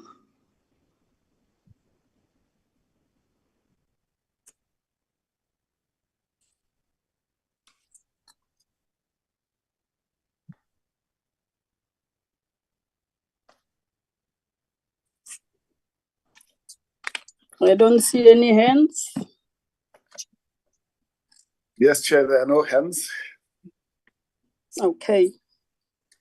Thank you, honorable members. It means Advocate Kaseboto also was clear. At this point in time, honorable members, let me indicate then that the initiator presented her evidence by way of a video footage of the incidents that occurred on 9 and 10 June 2022, and the testimony of the Secretary of the National Assembly, Mr. Kasu. Similarly, Advocate Kasiboto presented evidence by way of testimony of Honorable Tambo. We have just heard the closing arguments. It is now the time for us to deliberate on the evidence presented and to make findings on whether the affected members are guilty as charged. If the members are found not guilty, it is the end of the matter. And we will then table a report to the House to that effect. If, however, there are affected members found guilty, we will then proceed to the next step. Let me also indicate that before we deliberate on the evidence and making a finding of guilty or not, I need to allow members 30 minutes to consult individually. And at this point, honorable members, it's just 3 minutes before 1 o'clock. Our lunch hour, the 45 minutes, our lunch break is at 1:15. I would suggest, honorable members, that we take a break now to allow you to individually consult, as I have indicated, and probably include that into your lunch break so that we reconvene at 14 hours so that we come and continue after your consultations, if that augurs well with the honorable members of this committee. We include what is left of these minutes to take us to our lunch break so that we consult and come back at 14 hours.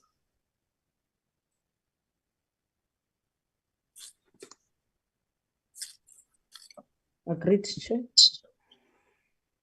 Thanks, Honorable Tseke. Agreed, Chair. Thank you, honorable members. Let's adjourn for lunch. We'll resume at 14 hours. But remember Recording to stopped. consult individually so that when we come back, we continue after having consulted. Recording in progress.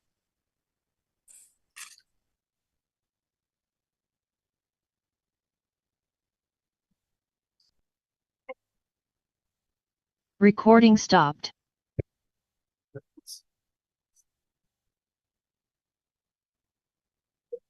Yeah.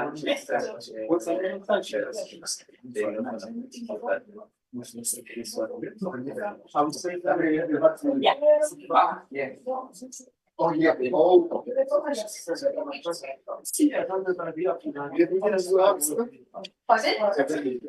No, never.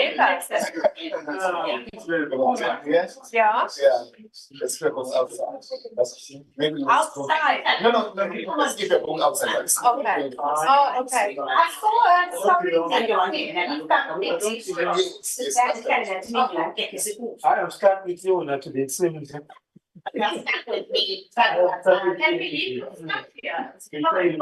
Yeah, just but I think yeah, take a break. I'm leaving my laptop. No, it's fine. The rest is fine. Yeah,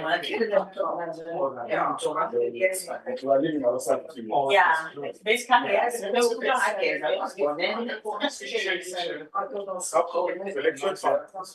Because if you sleep on top of the veil,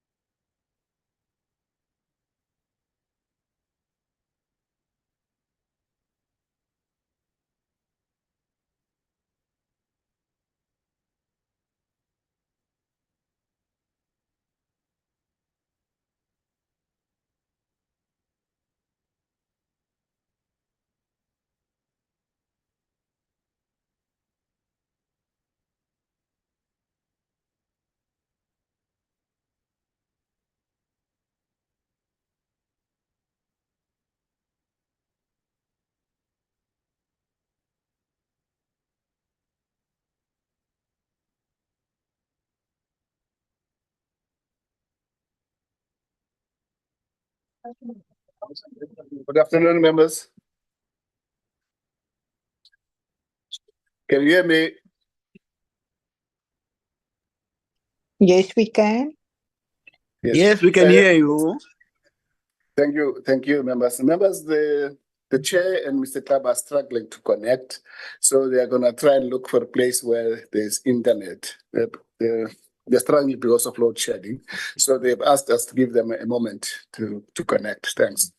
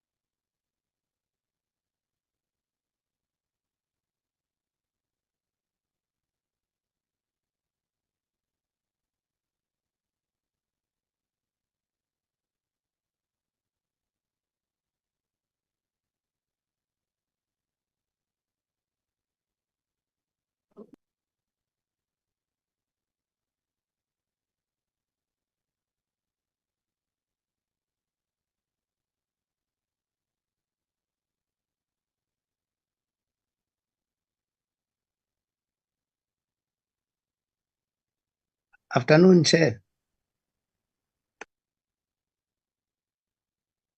Afternoon, Mr. Club. Yeah, apologies. I may have had challenges with connectivity, but we are here. Perhaps if we could be guided.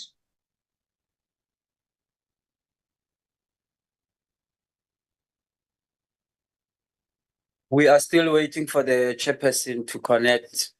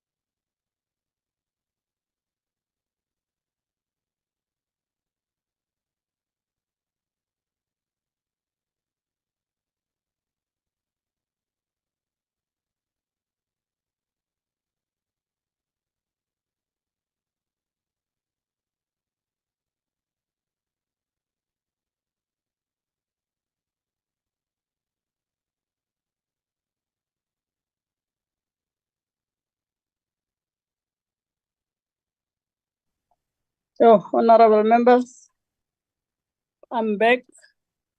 I don't know what is the brief, the staff.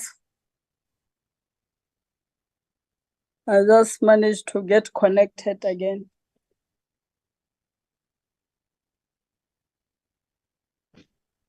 You're Welcome, welcome. Chair. You're welcome. We've been waiting for you.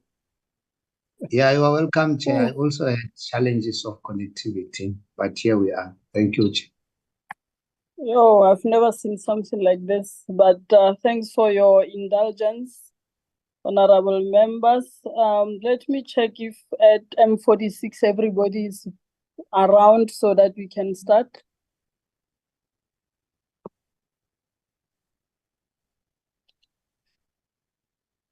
Chair, the legal teams are here. We can proceed. Okay.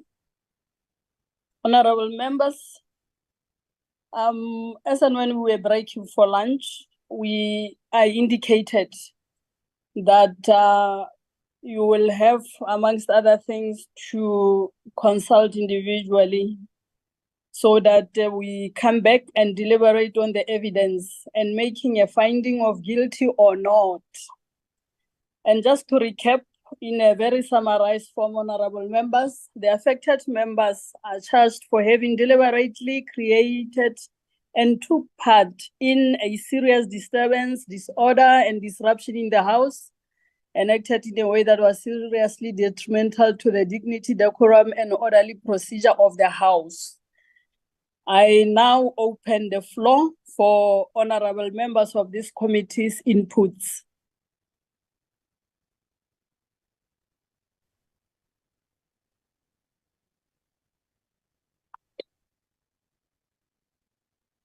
Honorable Mlenzana.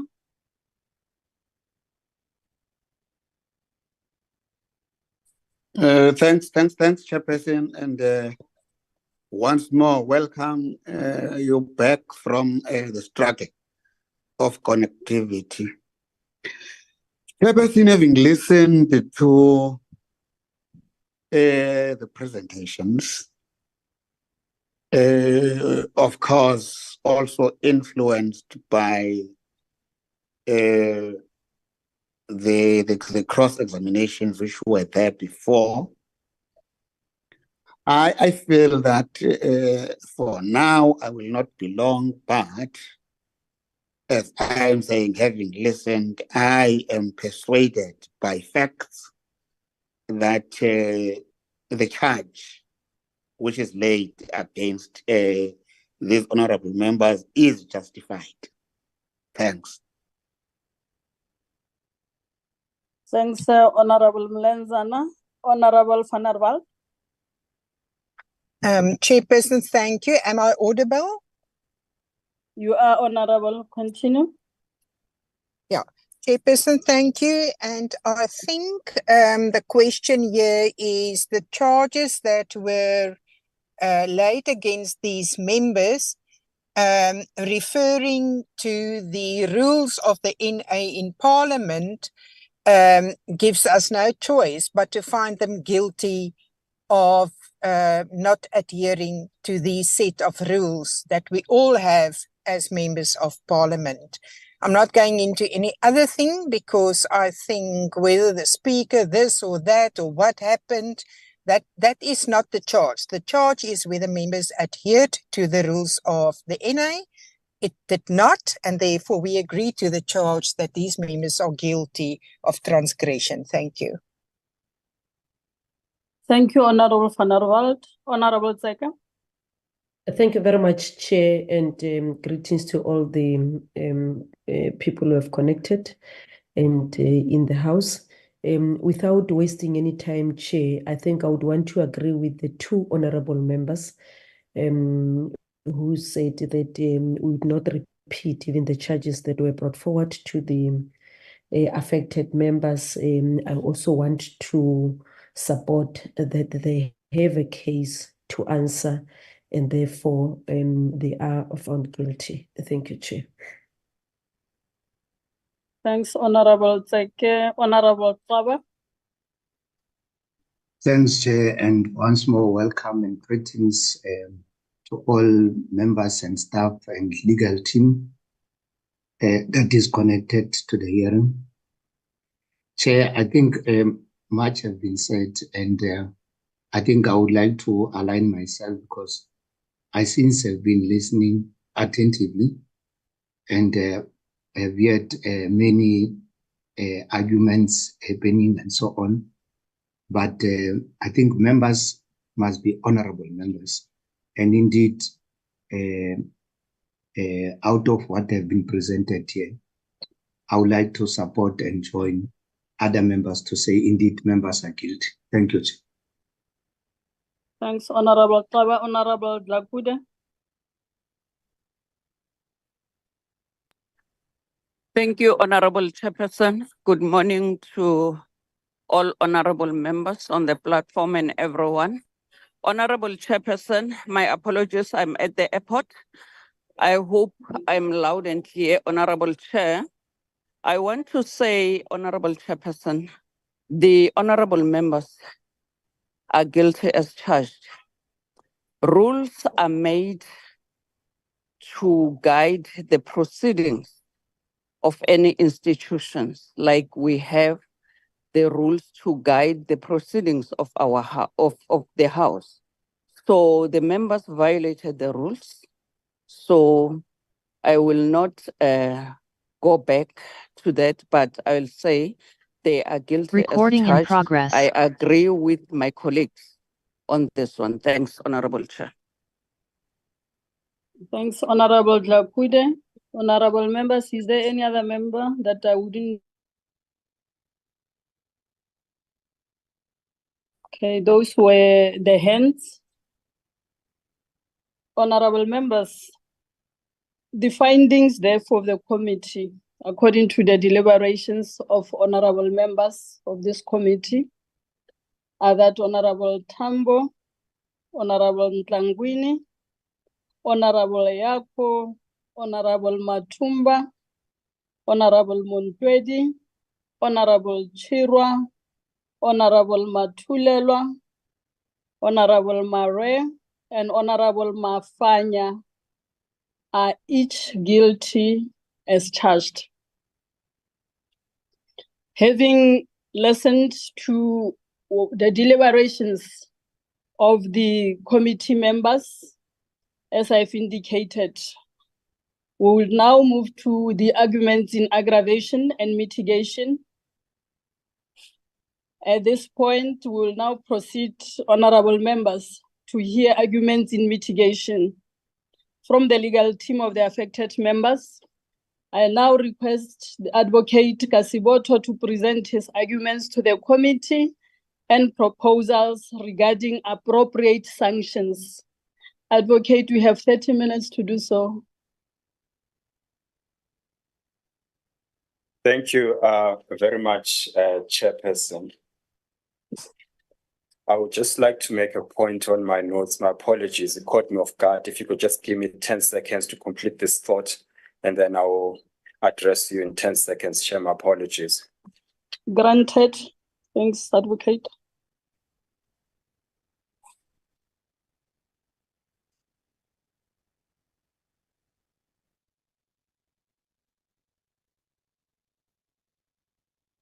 Thank you so much, Chairperson. If I can record the following first before I deal with the issues of mitigation.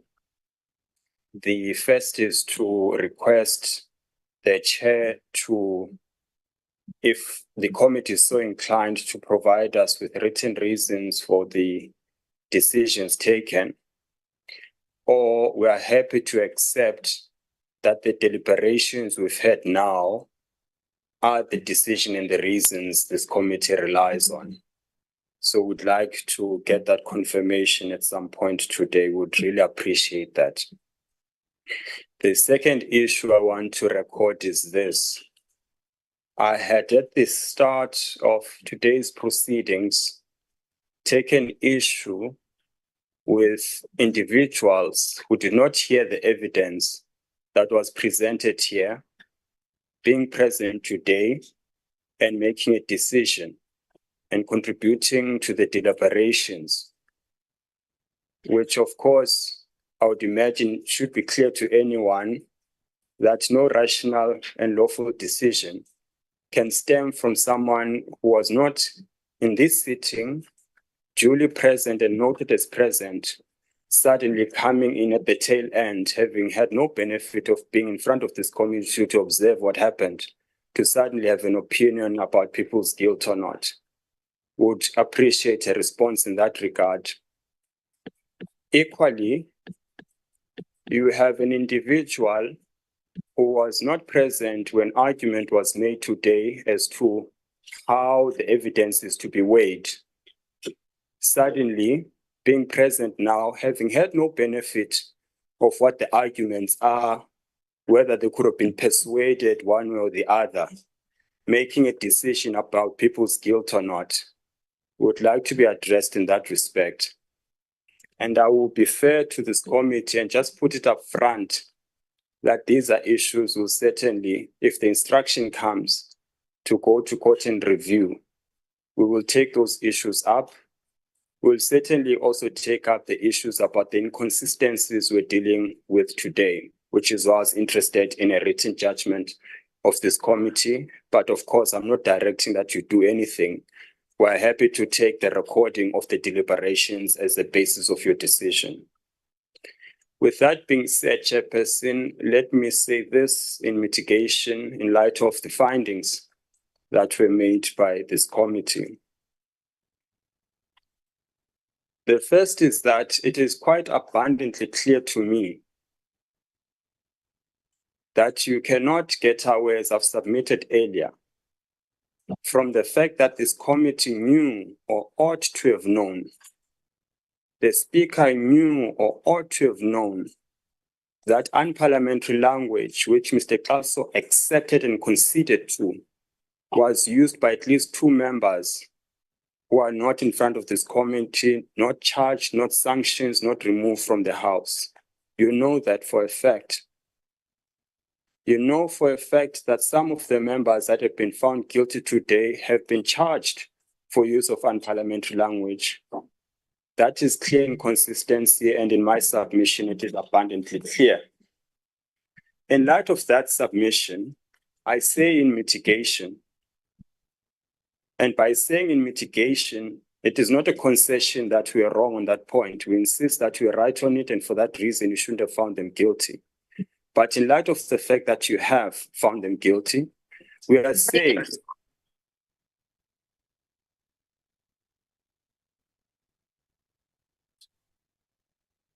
I'm waiting for Honorable Dlawude to be muted, please.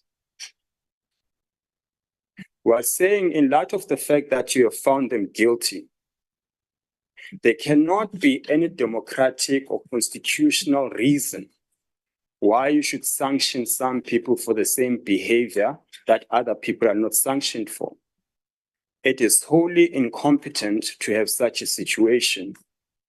For that reason, and as a matter of principle, albeit that the members are found guilty, it is a discretion of this committee to say will not punish them for the reasons I have given.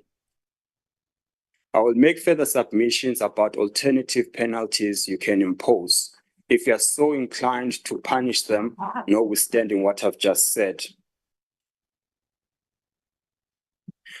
I am also saying to this committee, I believe that they are well aware of the issues that I've raised about this process.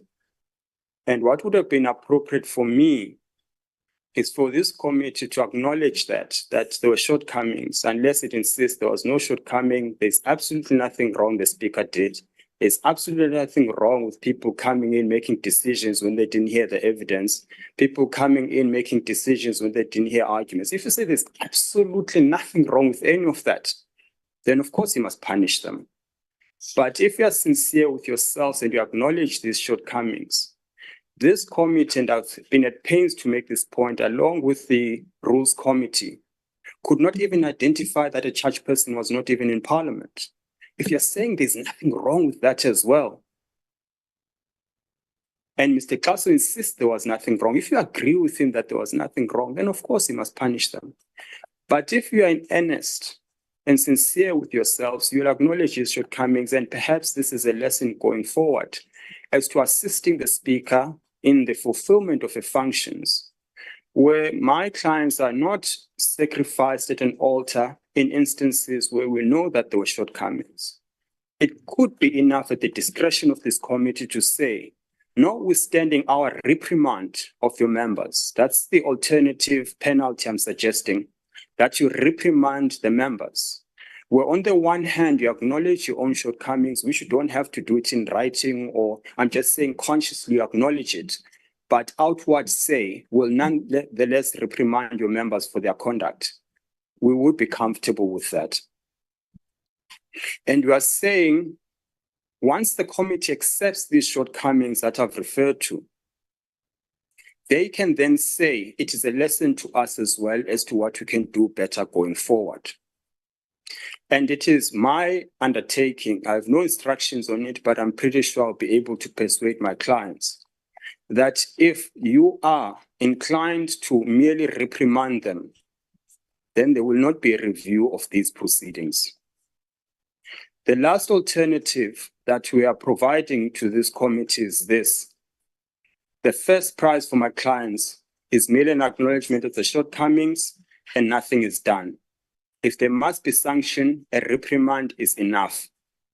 if this committee is so inclined to take it even a step further, I understand it is my instruction that my clients are willing to apologize in writing.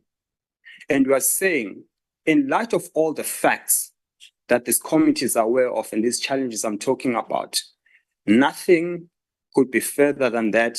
Nothing could justify punishment further than that with respect. We submit anything beyond that. It's a submission. I'm not dictating to the committee. Anything further than that would be purely draconian. And those are submissions in mitigation, Chairperson. And I thank you very much for lending me your ear. And I'm grateful to the committee as well, the initiator, for the cordial manner in which she has dealt with the matter, and of course, the staff of Parliament. Thank you very much, Chairperson. Thank you, Advocate Kasiboto. Honorable members, we will now proceed to hear arguments in aggravation from the initiator. I now request that Advocate Magona Dano put to the committee arguments in aggravation and proposals regarding appropriate sanction. You have also 30 minutes to do so. Advocate Magona Dano. Thank you, Chair. Thank you, Chair. Mine would be, with respect to aggravating factors, I would request the honorable committee members to remember that Section 12(5) empowers them to look at what exactly, where they have found a member guilty of contempt, what penalties can they consider to find the members liable under the Act or any other law, and they can impose such penalties. That is Section 12(5) of the Act. I will not read that on record. I will take it that the members certainly do know of the section that is on the Powers, Privileges and Immunities of Parliament and Provincial Legislatures Act. Further, I would like for the committee members to consider the circumstances of this case. They to determine an appropriate penalty for the members. The seriousness of the charges of contempt of Parliament, which the affected members had been found guilty. I need not repeat to them, as well as the nature and severity of their conduct. And when they do so, to also consider whether there was any acknowledgement of wrongdoing or remorse on the part of the affected members, or any cooperation with the work of this committee. Also, whether there was any previous incidents involving the affected members and the interest of Parliament. In short, of all the 4 points I've just raised, the honourable committee members would recall that this is a serious offence, a contempt of Parliament and its rules, the complete disregard and the authority of the Speaker, and the disparaging remarks that were made by others, as well as the interaction that they've had, a commotion caused within the House, as well as interaction with the PPS members and so forth during the 2-day trial. The country or the Parliament was held at ransom, at least the House, as well as I would take it to the South Africans that were watching. The President could not even proceed until the members were removed. Further, there was no acknowledgement of wrongdoing. There was no remorse shown by any of the members, of the affected members before, and there was no cooperation with them as far as the work of this committee is concerned. We had to dig it out through a number of days, a period of time, in order to get to where we are today. There are previous incidents involving just a few of the members that I would mention them as repeat offenders.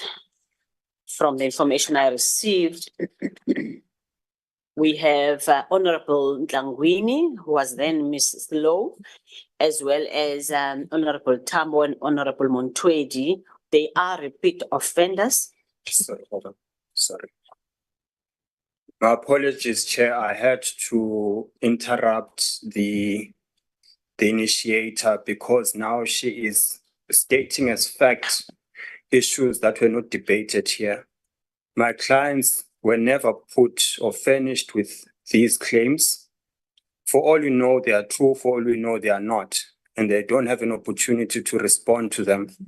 The question was put to Mr. Kaso and he refused to answer the question as to whether they are repeat offenders or not. We are now finished with alleged facts of repeat offenders when all of that evidence hasn't been tested. I would therefore suggest, Chair, that you rule that it is impermissible to introduce these facts when they've been unchallenged and they were never put to my clients up until this point. Thank you, Chairperson. Thank you, Advocate Kasibotwa. Advocate Magona Donna. Dano. Can you take that into consideration? Thank you, Chair. The witness didn't want to agree or not onto that. Thank you, Chair. May I just make also just a reply in what my colleague has just indicated with regard to repeat offenders. Chair, when coming to sanctioning persons who are accused before an inquiry of this nature, previous incidents, it's something that the accusers have to give instructions to their legal representatives. What needs to be done is they must be proven, which I am stipulating before the honorable inquiry, and obviously the committee will then make that decision. But if the chair feels that such evidence or rather such submissions should not be made, I will leave it in the committee's hands. It is just the three offenders that I've mentioned. So is the chair's decision not to mention the repeat offending as part of the aggravation circumstances by the initiator? Just to be clear. Will the chair give such a ruling, perhaps, so that it's clear to the initiator? Advocate Magona, as Advocate Kasiboto said, his argument is that Dr. Kaso didn't want to use the word repeat offenders. I see the hands of Honorable Mlenzana and Honorable Kaba in that order. No, thanks, Honorable Chairperson. And let me just clarify the session about this seemingly bone of contention, which is not. It is myself, Chairperson, who raised this question of in inverted commas repeat offenders, and the manner in which Mr. Kaso responded to me, hence I then had to withdraw wholly, was such that at the stage, and I had to be careful also, at the stage, there was nothing which was conclusive of whether we are dealing with honorable members who have been declared offenders or not. Hence, then, I had to withdraw. Not necessarily that. It was saying we are putting a clause into the fact that these honorable members once appeared and were then charged as such. Thanks, Chairperson. Thanks, Honorable Mlenzana. Honorable Kaba. Thanks, Chair. Chair, I think I know that it is the legal reps that are talking before us here, but in the bone of contention, I will propose to you, Chair, and the committee that we be of listening, and as the legal represent, as the committee, we are yet to discuss about these matters as they raised, and it will be for a committee decision. It can be of either an initiator or advocate, but we are listening to what is happening. Then the committee will decide. Thank you, Chair. Thank you, Honorable Kaba. Advocate Magona Donna, can you please continue as advised by the committee members that they will speak to the issues as and when the time arises, so that I am not forced to make a ruling or decision before they come in and deliberate. So with that, can I then address the committee as when I want to mention repeat offenders, the committee will then make a decision at the end. I'm trying to really understand. I'm not challenging the decision. Yes, please I'm proceed. clear about it. Yes, please proceed. All right. Thank you, Chair. That would be then then was Miss Lowe, who's now Mrs. Tlangwini, Honorable Tambo, and Honorable Muntwedi are the three repeat offenders. Honorable committee members, the first time offenders are the arrest of the affected members. And I would like to make the submission that, as I've said, there was no remorse and none of them had testified after a lengthy process of disputing the allegations, pleading not guilty. And then we were left with, actually, they decided to remain silent. The proposal that we would like to make as the initiator in terms of sanctioning is as follows. With regards to, I would use the word, forgive me, repeat offenders, the Honourable Committee would should consider Section 12G of the Act, where it states that the suspension of the member with or without remuneration for a period not exceeding 30 days, whether or not the House or any of its committees is scheduled to meet during that period. This would be without remuneration, just to be correct, the suspension of the member without remuneration. That would be for those of repeat offenders. And in addition to that, I would propose the committee to consider Section 12C as well. That we appreciate that the proposal as well from their defense counsel is that there be an apology, but ours is, in order to apologize, it must be made to Parliament or the House or any person in a manner determined by the House. We are suggesting that it be made to Parliament, the President, as well as obviously the South Africans. This can only be done publicly. Ours is, Honourable Committee members, the offence were committed publicly. It's only fair that there be a public apology so that we can regain the confidence of South Africans. Similarly, with regard to the first-time offenders, if I were to call them that, there would be two categories I would like to propose, Honourable Committee members. There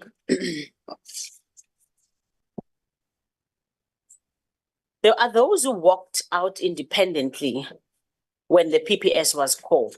We'd like to really acknowledge this, honourable members, and we want to applaud it and encourage perhaps in the future if anything of this nature would happen, that there is no need for any commotion or any scene being created when there is an order made by the Speaker. Honourable Yako and Honourable Mafanya, when the PPS was called, they immediately stood up and walked out. They didn't have to be pushed out or any issues that took place with the rest of the members. So in our view, that the Honourable Committee should consider that they be lenient, and we suggest that with them, in terms of Section 12F, that there be a fine imposed on them not exceeding the equivalent of a half a month's salary and allowances payable to the member concerned by virtue of the remuneration of public office bearers. That is Section 12F. Half a month beginning from the 1st of April to the 15th of April, Honourable Committee members. This is just in respect of Honourable Yako and Honourable Mafanya for the reasons I've stated. With regards to the rest of the first-time offenders, we propose the following: that the Honourable Committee members consider imposing a fine, rather again with them, Section 12F, but with them a fine not exceeding the equivalent of a full month's salary, 1 month's salary and allowances payable to the member concerned by virtue of the Remuneration of Public Officers Bearers Act. This would begin from the 1st of April until the 30th of April. That would be our proposal with regards to the three set of, or rather the three criteria I've just described with, of the affected members.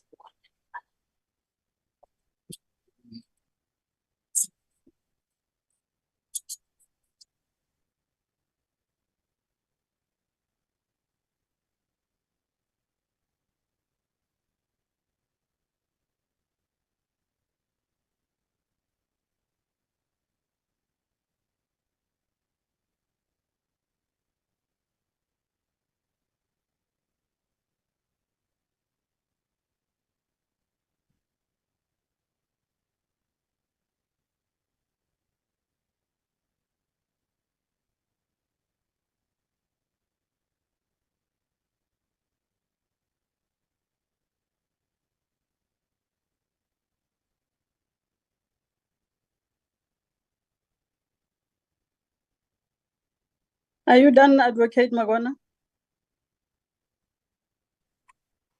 Apologies there, Chair. I was just taking final instruction in the matter. Chair, I would like to also remind perhaps the committee members when it comes to section 12G, which I've recommended for the repeat offenders, that it must be read with section 12(9). And in some, can quickly read it, that a member may not be suspended under subsection 5G unless the House has found that A, the member is guilty of a serious or repeated contempt, which we've done here, and none of the other penalties set out in subsection 5 would be sufficient, which is my submission that a reprimand in these facts and the circumstances that are before you would not be sufficient. There is a serious charges against the members, serious misconduct, and their conduct over the 2-day period are serious enough that they deserve to be sentenced accordingly as to section 12G. In that regard, if I'm not misunderstood, an apology must apply, will be proposed to all the members that are before you.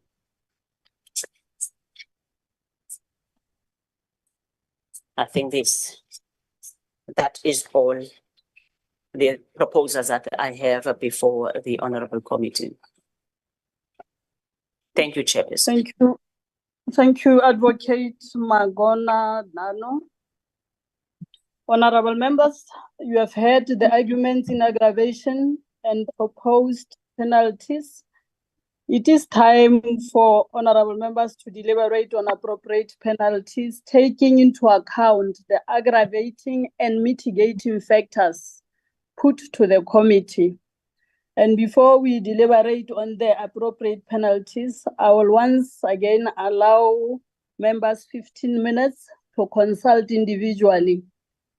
It's 15:37. Staff will advise what time we have to be back. 15 minutes consultation.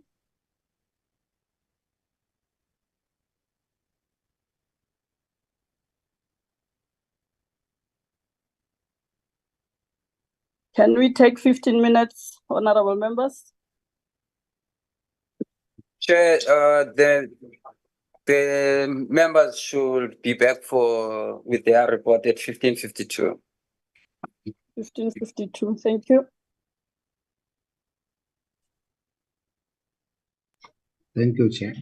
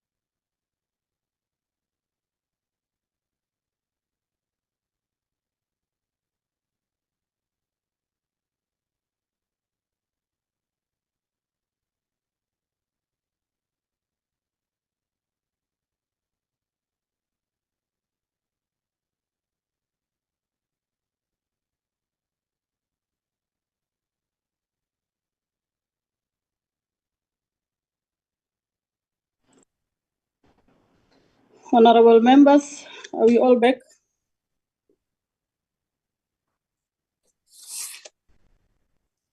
Is everybody back in the Back? M46 and in the platform?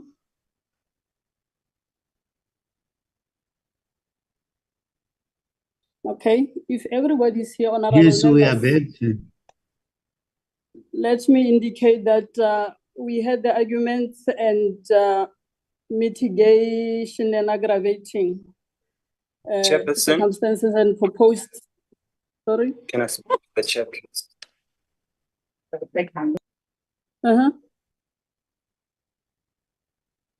Chairperson, sorry, it's Was there anybody? Yes, Chair, sorry. I was going to ask for indulgence that before you address us, can I just make a quick point because it has a bearing on the sentencing?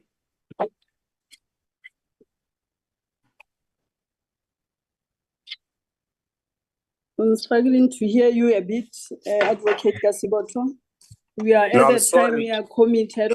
If you say you want to speak, because it's If now I the may- time for committee members. Well, I'm happy to not speak Chair, if you're deciding I shouldn't at this point, but I thought I would ask for that indulgence because it has a bearing on the sentence itself, but I'm happy to speak at a later stage if you prefer that I don't speak now. Okay, let me hear you, advocate, so that we give honorable members to deliberate. Thank you so much, Chairperson. Before we adjourned, I had raised an objection about evidence being led from the bar and were criticized for not taking instructions as to whether we've got repeat offenders or not. And what is ironic is that Mr. Paso himself had not taken that instruction, which is why I couldn't answer the question. But we are to be penalized if we didn't do likewise. Be that as it may, had the process run properly and that evidence was led, and my clients had an opportunity to respond to an allegation of repeat offenders, then we wouldn't have this misrepresentation of facts. We don't even have a record of them having been found guilty before, because it is my instruction that Tlangwini has never offended and been found guilty before by this committee.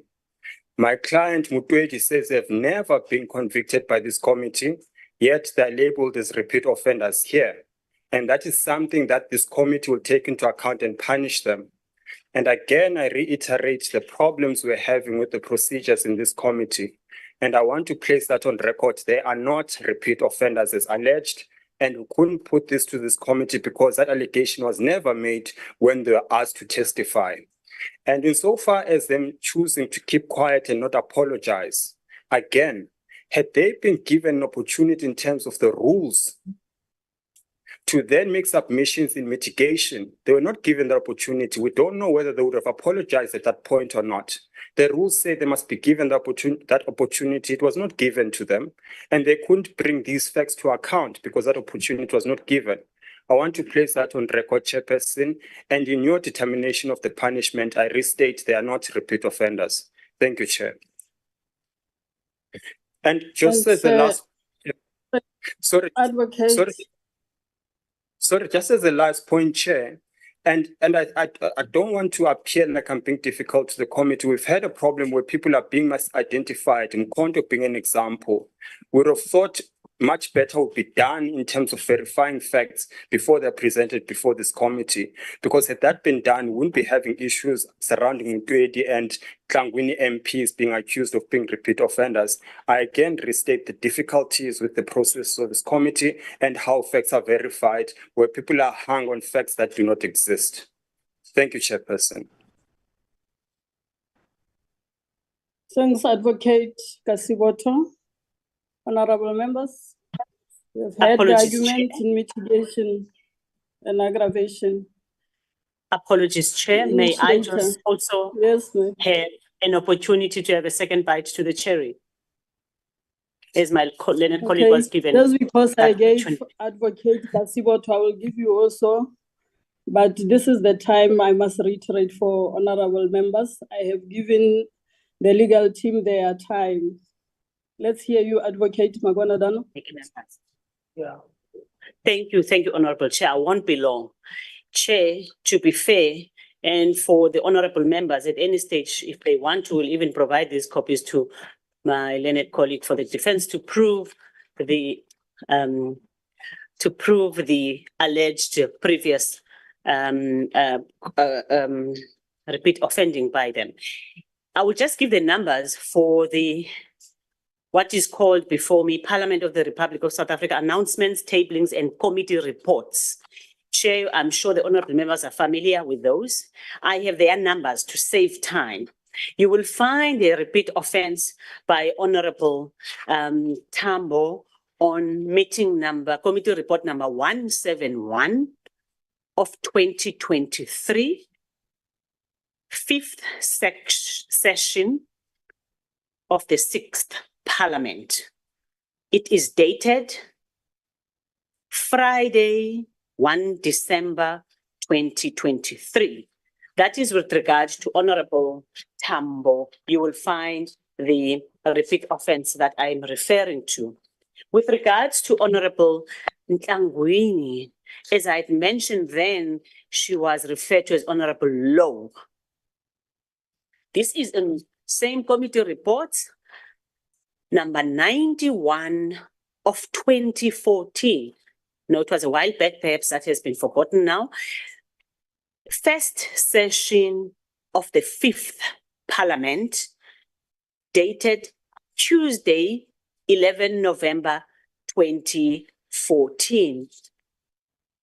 And lastly, with regard to Honorable Montwedi, it is a committee report number 62 of 2021, the 3rd session of the 6th Parliament, dated Monday, 17 May 2021. It is on the powers and privileges reports that were submitted on these announcements that you would find the 3 previous offences that were imposed, as well as penalties imposed on the 3 members. Thank you, Chair. That's all I wanted to say. We're not creating this. Thanks, Advocate Dano. Honorable members, as I was saying, we have heard the arguments in mitigation and aggravation and proposed penalties. Let's now deliberate on the appropriate penalties. Opening the floor to honorable members.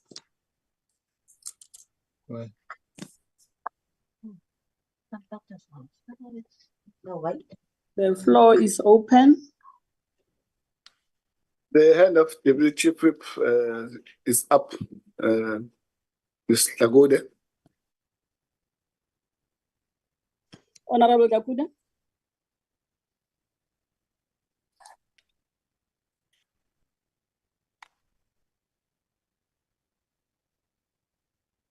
Honorable Lakude, followed by Honorable Mlenzana, then Honorable Kaba, in that order. Thank you very much, Honorable Chairperson. My sincere apologies. I was struggling to unmute. Honorable Chairperson, let me start by dealing with an issue which I was accused of, that I was not in a meeting. I've been in a meeting since morning, and I was cut off when everyone else was cut off. I logged in again, so I was there from the beginning of the meeting. Thank you very much. Honorable Chairperson, I'm glad that the initiator pointed to the issue of the repeat offenders. I was going to talk to that because I do have the facts. Thank you very much to the initiator for presenting that to the committee. So I want to say that we support the penalties, the sanction as proposed by the initiator. That one, Mr. Tambo, Mr. Montwedi, and Ms. Ntlangwini, 30 days suspension without remuneration. Then 2, Matumba, Honorable Matumba, Marais, Chirwa, and Matulelwa, a fine equivalent to 30 days salary. 3, Honorable Yako Mafanya, a fine equivalent to 15 days salary. These honorable members are the sanction befitting the violation, befitting the guilty charge of these members. They violated the rules and failed to obey the rules of the House and also the instruction of the presiding officers. Honorable Chairperson, if I may add to this, Honorable Chairperson, we are whips of political committee, of political parties. We have the Chief Whips Forum where we consult each other. And also, we always talk about the upholding the decorum of the House. So it cannot be that some of the members who are found guilty here are whips and they know the rules of the House. That if you are not satisfied about any ruling of the presiding officer, you have another opportunity to take this matter up. Lastly, This issue of saying that this committee is made up of ANC members is neither here nor there. The committee is a multi-party committee. We'll keep on saying this until it sinks in other people's heads that we are a multi-party committee of parliament and we have a responsibility that is bestowed on us by the Powers and Privileges Act. So we cannot allow any disruption to the proceedings of the House to happen. If a matter is referred to this committee, we will deal with the matter accordingly. Thank you, Honorable Chair. Honorable Jakudo, Honorable Mlenzana. No, thanks, Chairperson, and I will try to avoid repeating those which have been raised by the Deputy Chief Whip, which were also my points to try to cut for the benefit of time. Chairperson, let me start by saying, yes, Advocate Kasiboto, we know, is a legal representative and has to earn the dues that he has to get. Hence, then, he has to try by all means to spin whatever. I'm starting here. In fact, before that, Chair, let me start by saying, fortunately, the manner in which I listened throughout the proceedings of these hearings, Advocate Kasiboto, while representing the affected members, was in fact, though unknowingly, saying to us, whatever the action or actions that were done by his clients were justified. And instead of him saying they were not guilty or are not guilty, he hammered or stressed on the fact that why were they behaving in the manner in which they behaved. My colleague in the morning indicated this, or early afternoon, that for us, the behavior of the speaker is neither here nor there, but we're more interested into the contempt of parliament that the members actually, engaged in. Now, let me come also to say, sorry for that, I was muted. Let me come back now to the second point, which I said I would come back for it. This one, which was somehow mitigation, whilst at the same time, I see it as negotiating through the barrel of a gun at the back of our ears, where Advocate Kasiboto has said more than 3 times that whatever we decide as this committee, he surely will be taking it for review, not unless we take what he says we should do. Hence, I then feel now that it was more of a threat to us, but we will not be threatened as such. Let me then pass on to say, I fully agree with the proposals as stipulated, 30 days suspension, a fine equivalent to 30 days, a fine equivalent to 15 days. Stress also the question that it is important that there should be an apology, as Advocate Kasiboto indicated. Because, I listened carefully as was articulating his mitigating facts. He raised that his clients are prepared to apologize, which means his clients and himself and the team are actually aware of the fact that the actions that took place on the 9th and 10th are actually worth apology. Hence, then, we have to stress that that apology will welcome, and it has to happen as soon as possible, before in fact we rise. So, Chair, that's that I would raise, because I am also covered by this question of the repeat offense. I need not dwell much on that, and as I've said, I will not go back to other issues which were raised by the Deputy Chief Whip. Thanks, Chairperson. Thanks, Honorable Lenzana. Honorable Kawa. No, thanks, Chair. Chair, I think we have yet how the matters had unfolded. But Chair, I think the issue that members also could not show any remorse. And the commotion in the House that happens to take place surely do affect the decorum of the House. And surely Parliament needs to give confidence to the public, and so that we earn trust of all our South African citizens.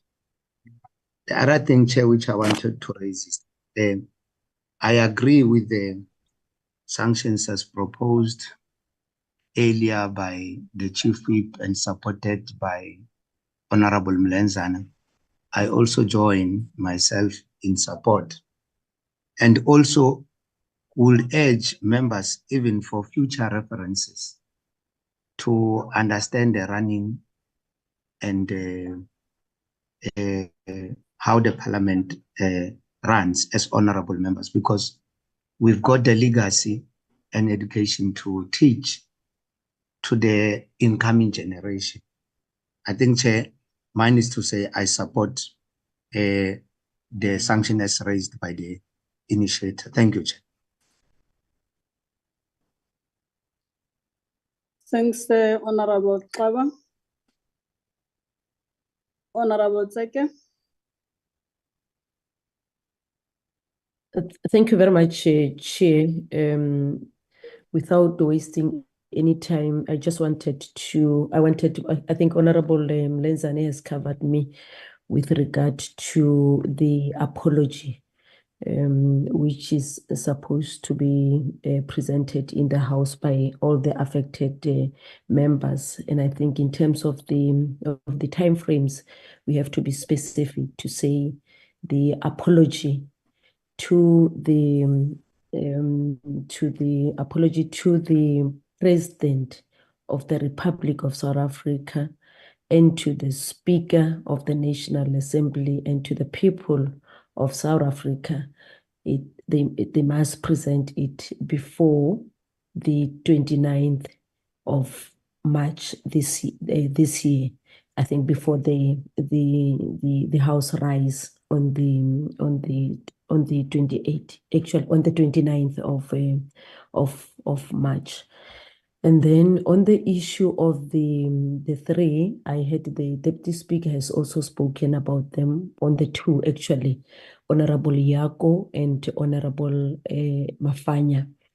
I think the sanction, it's a fine equivalent to 15 days salary as it was presented by our initiator. I think we are supporting that from where I'm seated. I think I'm covered, Chair, with regard to that. Thanks. Thanks, Honorable Tseke. Is there any other honorable member I may have not recognized? Honorable Chair. Yes, Honorable Jakudi. My sincere apologies. I forgot to mention that the sanctions, other than the public apology in the House, the sanctions must start on the 1st of April 2024 to the 30th of April. Thank you. Thanks, Honorable Dlakude. Is there any other honorable member? I'm checking my register. Looks like that was the last hand. Honorable members, if I have captured you correctly, you're saying the penalty with respect to Honorable Tambo is 30-day suspension without remuneration.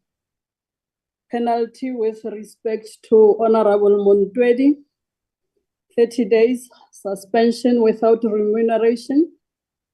Penalty with respect to Honorable Ntlangwini is also 30 days suspension without remuneration. Then the penalty with respect to Honorable Matumba is a fine equivalent to 30 days salary.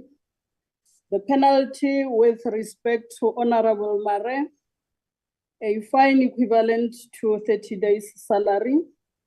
The penalty with respect to Honorable Chirwa is a fine equivalent to 30 days salary. The penalty with respect to Honorable Matulelwa is a fine equivalent to 30 days salary. And with respect to Honorable Yako, the penalty is equivalent to 15 days salary. And the penalty with respect to Honorable Mafanya is also a fine equivalent to 15 days salary. And further, the committee is agreeing that all members must apologize physically to the President, the Speaker, and the people of South Africa before Parliament rise, that is by the 29th March. And all other sanctions must start from the 1st of April. Honorable members, I would therefore, having alluded to those penalties, request the support team to submit a draft report to the committee for its approval, which, if approved, it will be tabled in the House for consideration. At this point, honorable members, I would like to thank all the committee members for the work and time they had put on this matter, our initiator and the legal representative of the affected members, also for the sterling work that they have done, including our support staff. This hearing is adjourned.